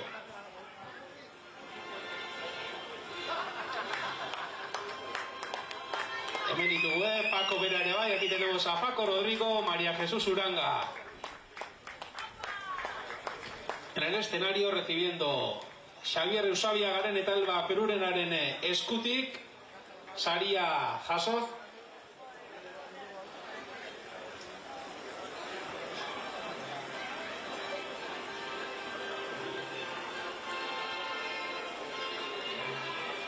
Zorionak Etxe Ondori berrogeita hamar urte hauengatik. Zorionak María Jesús, zorionak Paco eta María Jesús, nos han dicho que además del 50 aniversario hoy es tu cumpleaños.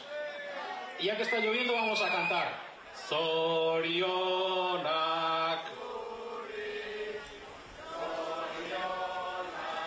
beti, zorionak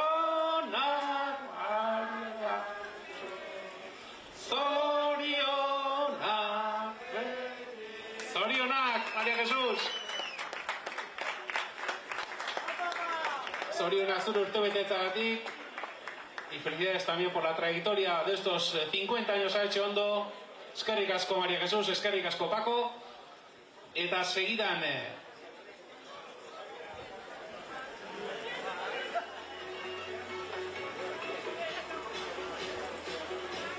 lasterketara itzulita, sari banaketari egin behar diogu tartea orain, eta horretarako lehenik eta behin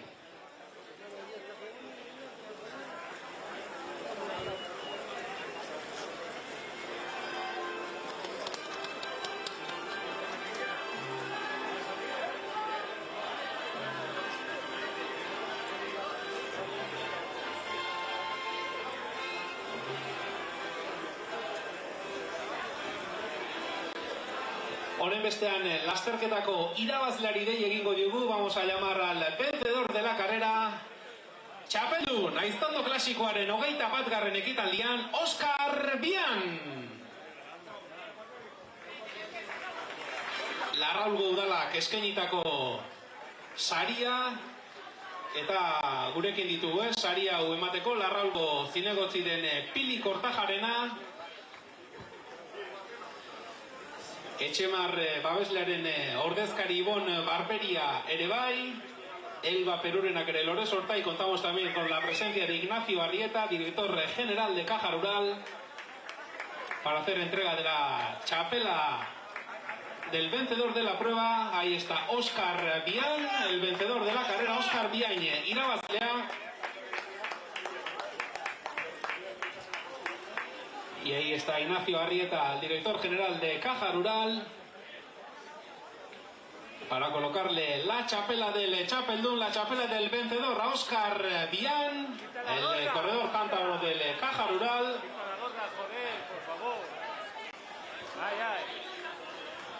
Horren bai, txapeldunarei dagokio txapela tajuz jarri, buru bainan, hasi Óscar, hasi muy bien. Eta Ibon Barberiak Etxemarren ordezkari modura harria ere eskainiko dio, txalo bat Óscar Biainentzat, garaikur guztiak soinean eta eskuan dituela, irabazle Aiztondo klasikoaren 21. ekitaldi honetan, Óscar Biain.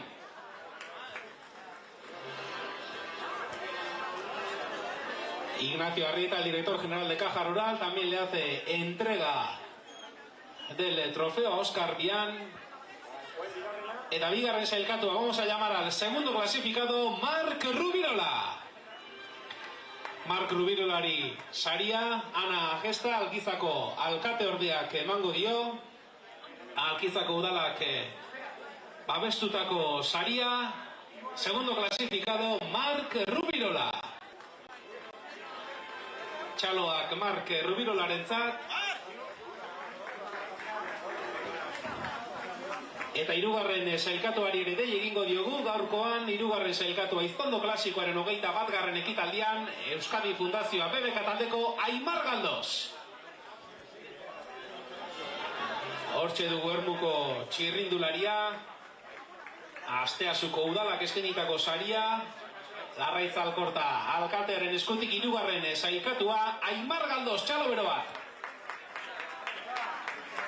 Y pedimos a Marc Rubirola y a Óscar Biain que salgan al podium para hacer la foto del podium. Contamos con la presencia también de Ignacio Arrieta, el director general de Caja Rural, a quien le agradecemos su presencia con nosotros en la jornada de hoy y al apoyo que nos ofrece para el desarrollo de la prueba.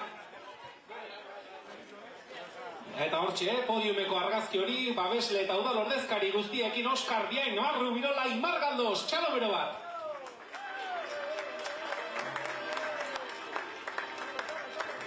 Mila esker guztioi, eta sprint berezien sailkapenari egin behar diogu tartea, la clasificación de los sprints especiales, eta sprint berezien sailkapenean irabazle Ekaitz Iñigo de Miguel.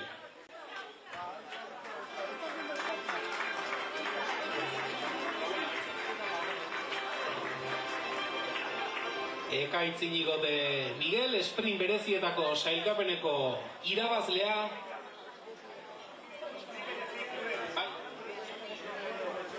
Aurrera Ekaitz, nahi duzunean, hementxe, gurekin ditugu Maite Amenabar, Txizurkilgo alkatea, eta Laida Alkorta, Patxi Alkortaren alaba, Garaikurra eta Lores Horta, sprint berezie sailkapeneko irabazlea Ekaitz Iñigo de Miguel.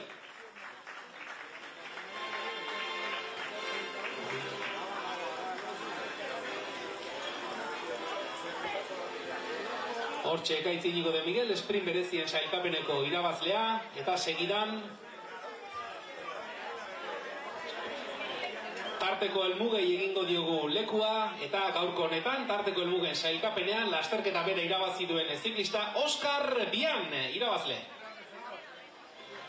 El vencedor de la clasificación de las metas volantes, Óscar Biain, que el que ha sido el vencedor de la prueba, Beatriz Unano, Villagunako alkateak eman dio Garaikurra, Laida Alkortak ere. Óscar Biain entzate saria, tarteko helmuge sailkapenean.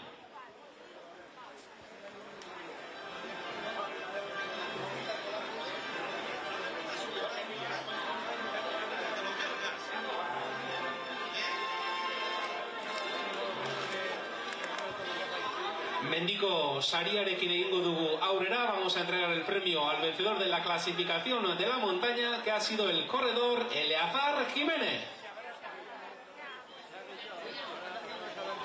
Eleazar Jimenez mendiko sailkapeneko irabazlea, Laira Alkortaren eskutik Lore Sorta, Cristina Rodríguez Adunako alkatearen eskutik Araikurra, mendiko sariko irabazlea, Eleazar Jimenez.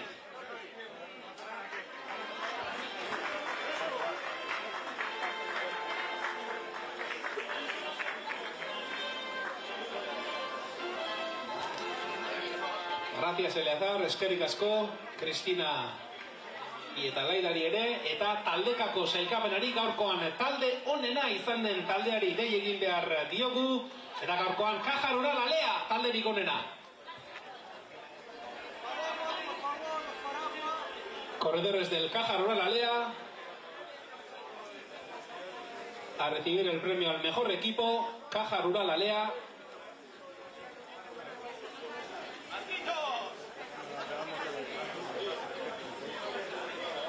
Eta sari hau banatzeko gurekin dugu Jonander Belamendia, Irizar Immobility trofeoa, Jonander Belamendia sistemen saileko arduraduna gurekin, talderik onenari dagokion saria Caja Rurali emateko, Ignacio Arrieta ere, contamos con la presencia de Ignacio Arrieta, Elba Perurenaren handik Lore Sorta, talderik onena Caja Rural Alea.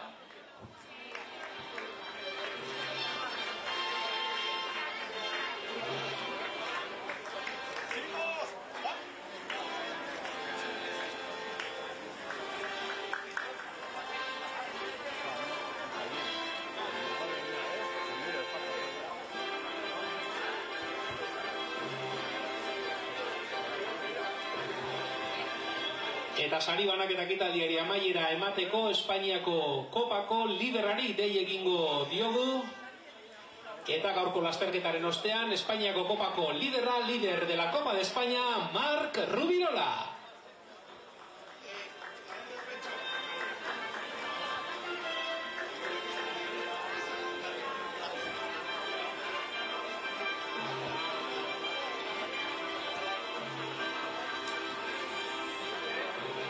Marc Rubirola une batetik bestera izango dugu, Espainiako kopako liderari dagokion maillota soñan duela. En breve tendremos con nosotros a Marc Rubirola con ese maillot de líder de la Copa de España tras la disputa de la cuarta prueba. Y contamos con la presencia de Ignacio Arrieta, director general de Caja Rural, para hacer entrega del trofeo. Elba Perurenak ere Lore Sorta eskainiko dio, hortxe da Marc Rubirola, y está Marc Rubirola con Ignacio Arrieta, el director general de Caja Rural, con Ivonne Barbería, representante de Echemar. El aplauso para Marc Rubirola, y vamos a solicitar la presencia de todos los corredores eta etxe babesle guztietako eta erakunde guztietako ordezkarien presentzia eskatuko dugu, azken argazki hori egiteko, mesedez.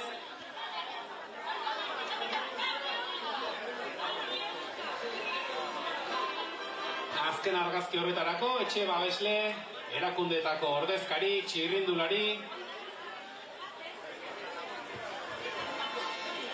guztiei ere eskerrak eman behar, agradeciendo a todos los patrocinadores, a todas las instituciones que hacen posible que se pueda realizar otro año más esta Iztondo Clásico en su edición número 21, Memorial Patxi Alkorta, Txomin Perurena. Eta azken argazki honekin eta azken txalo honekin agurtuko dugu. Aurtengo ekitaldia, mila esker gaurkoan Larraungo plazara gerturatu zareten guztioi, mila esker lasterketa modu batera edo bestera jarraitu duzuen hoi. Eskerrik asko Bolondrez, etxe babesle, erakunde guztioi, eskerrik asko Iztondo Klasikoaren antolakuntza batzordeari ere, aurtengoan lan aparte egin dutelako beste behin ere, eta 22. izango delako esperantzan. Mila esker guztioi, arratsaldeon.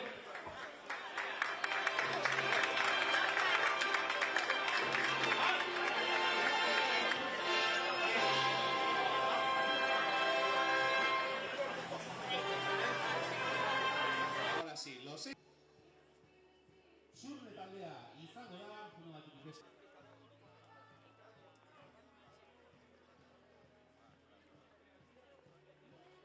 Txirrindulariak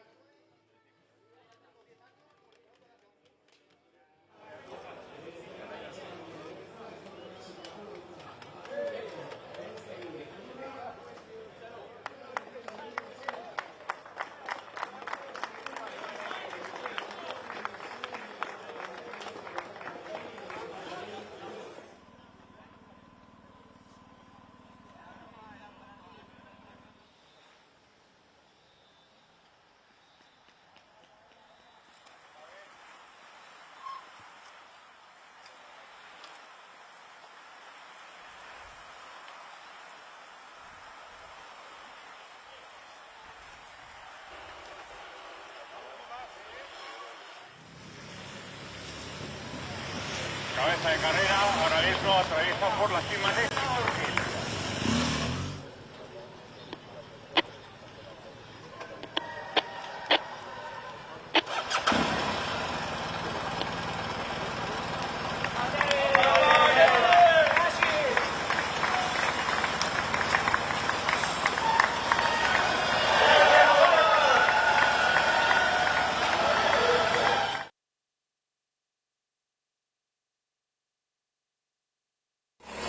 Quieto, quieto.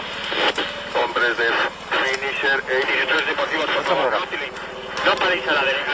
Calma, se están reincorporando.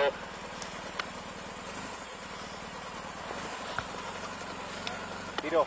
No, aguanta. Torres Sobato, quizá, atención. El dorsal 162, quizá.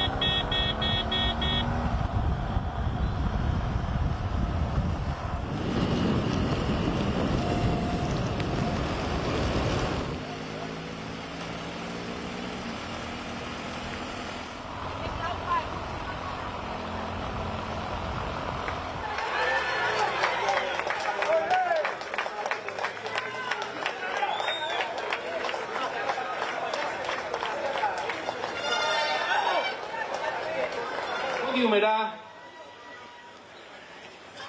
eta Ander Altuna. Zorionak, María Jesús.